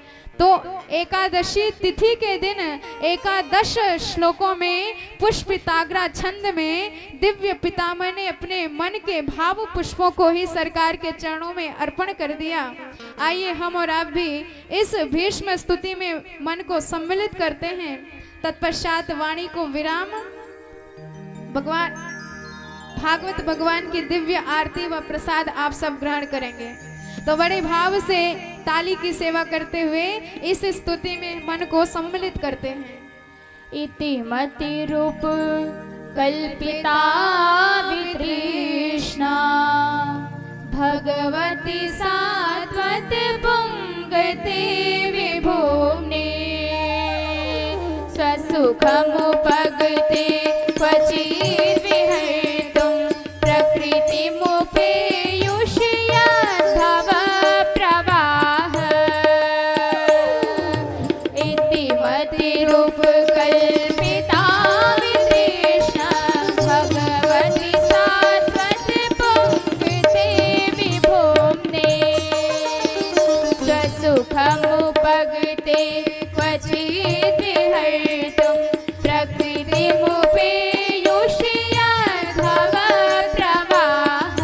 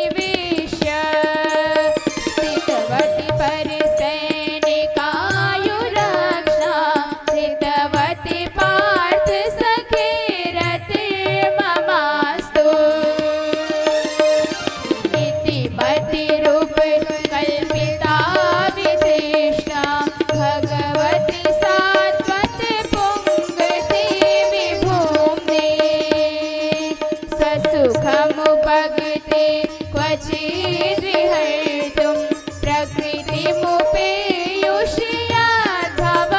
प्रवाह प्रकृतिमुपेयुष्याद्धव प्रवाह प्रकृतिमुपेयुष्याद्धव प्रवाह। बोलिए भक्त वत्सल भगवान की जय हो। पितामह भीष्म ने भगवान की दिव्य स्तुति गाई। वो कहते हैं इति मति रूप कल्पिता वितृष्णा। उन्होंने कहा कि प्रभु मैं परम धाम जाना तो चाहता हूँ, लेकिन मैं सोच रहा हूँ अपना एक अधूरा कार्य संपूर्ण करके तभी जाऊं। तो भगवान ने कहा आपका अधूरा कार्य कौन सा बचा है? पितामह ने कहा कि सरकार हमारी एक बिटिया है और उस बिटिया को कुंवारी छोड़ के जाऊंगा तो अधूरापन रहेगा जीवन में। अब भगवान मुस्कुराए, बाबा विवाह तो तुम्हारो भयो ना है, ये बिटिया तुम्हारी कहाँ से आई गई?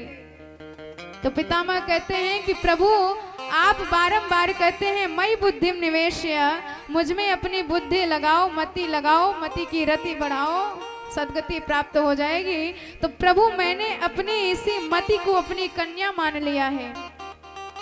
तो वर नहीं मिलता, अरे वर तो खूब मिलते हैं, लेकिन कन्या जितनी पढ़ी लिखी हो, जितनी सुशील हो, वर भी तो उतना ही होना चाहिए, उससे ज्यादा ही होना चाहिए। तो भगवान ने कहा क्यों तुम्हारी कन्या कुछ ज्यादा ही पढ़ी लिखी है क्या? पितामह ने कहा कि प्रभु ऐसी कन्या आपको त्रैलोक्य में कहीं नहीं मिलेगी। अरे दुनिया में कोई ऐसा व्यक्ति नहीं है जिसके मति में कोई तृष्णा ना हो, पर मेरी मति वितृष्णा है, इसमें कोई तृष्णा नहीं है, इसलिए ऐसा मति आपको कहीं नहीं मिलेगा। तो प्रभु आपको देखकर लगता है कि मेरी खोज पूरी हो गई, तो इस मति के बन जाओ आप पति, तो मुझे भी मिल जाएगी सदगति। तो पितामह के जैसा हमें भी भगवान के चरणार बिंदों में अपने मति को लगाना चाहिए, तभी जाके हम जीवों का उद्धार होगा। आइए भगवान के चरणों में मति को लगाते हैं, तत्पश्चात भागवत भगवान की दिव्य आरती व प्रसाद ग्रहण करेंगे। बोलिए भक्त वत्सल भगवान की जय हो। मैं तो जपू सदा तेरा नाम, दयालु दया करो। मैं तो जपू सदा तेरा नाम, दयालु दया करो। मैं तो जपू सदा तेरा नाम, दयालु दया करो। दयालु दया करो, कृपालु कृपा करो। दयालु दया करो, मैं तो जपू सदा तेरा नाम, दयालु दया करो। मैं तो जपू सदा तेरा नाम, दयालु दया करो। दोनों हाथ से ताली बजाते हुए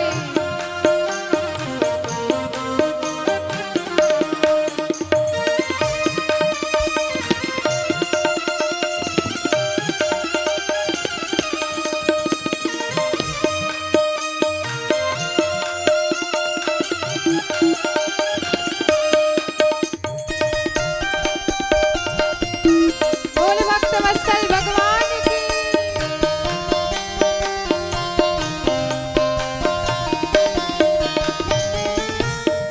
ओ द्वार खड़े हैं भक्त तुम्हारे, द्वार खड़े हैं भक्त तुम्हारे। द्वार खड़े हैं भक्त तुम्हारे, द्वार खड़े हैं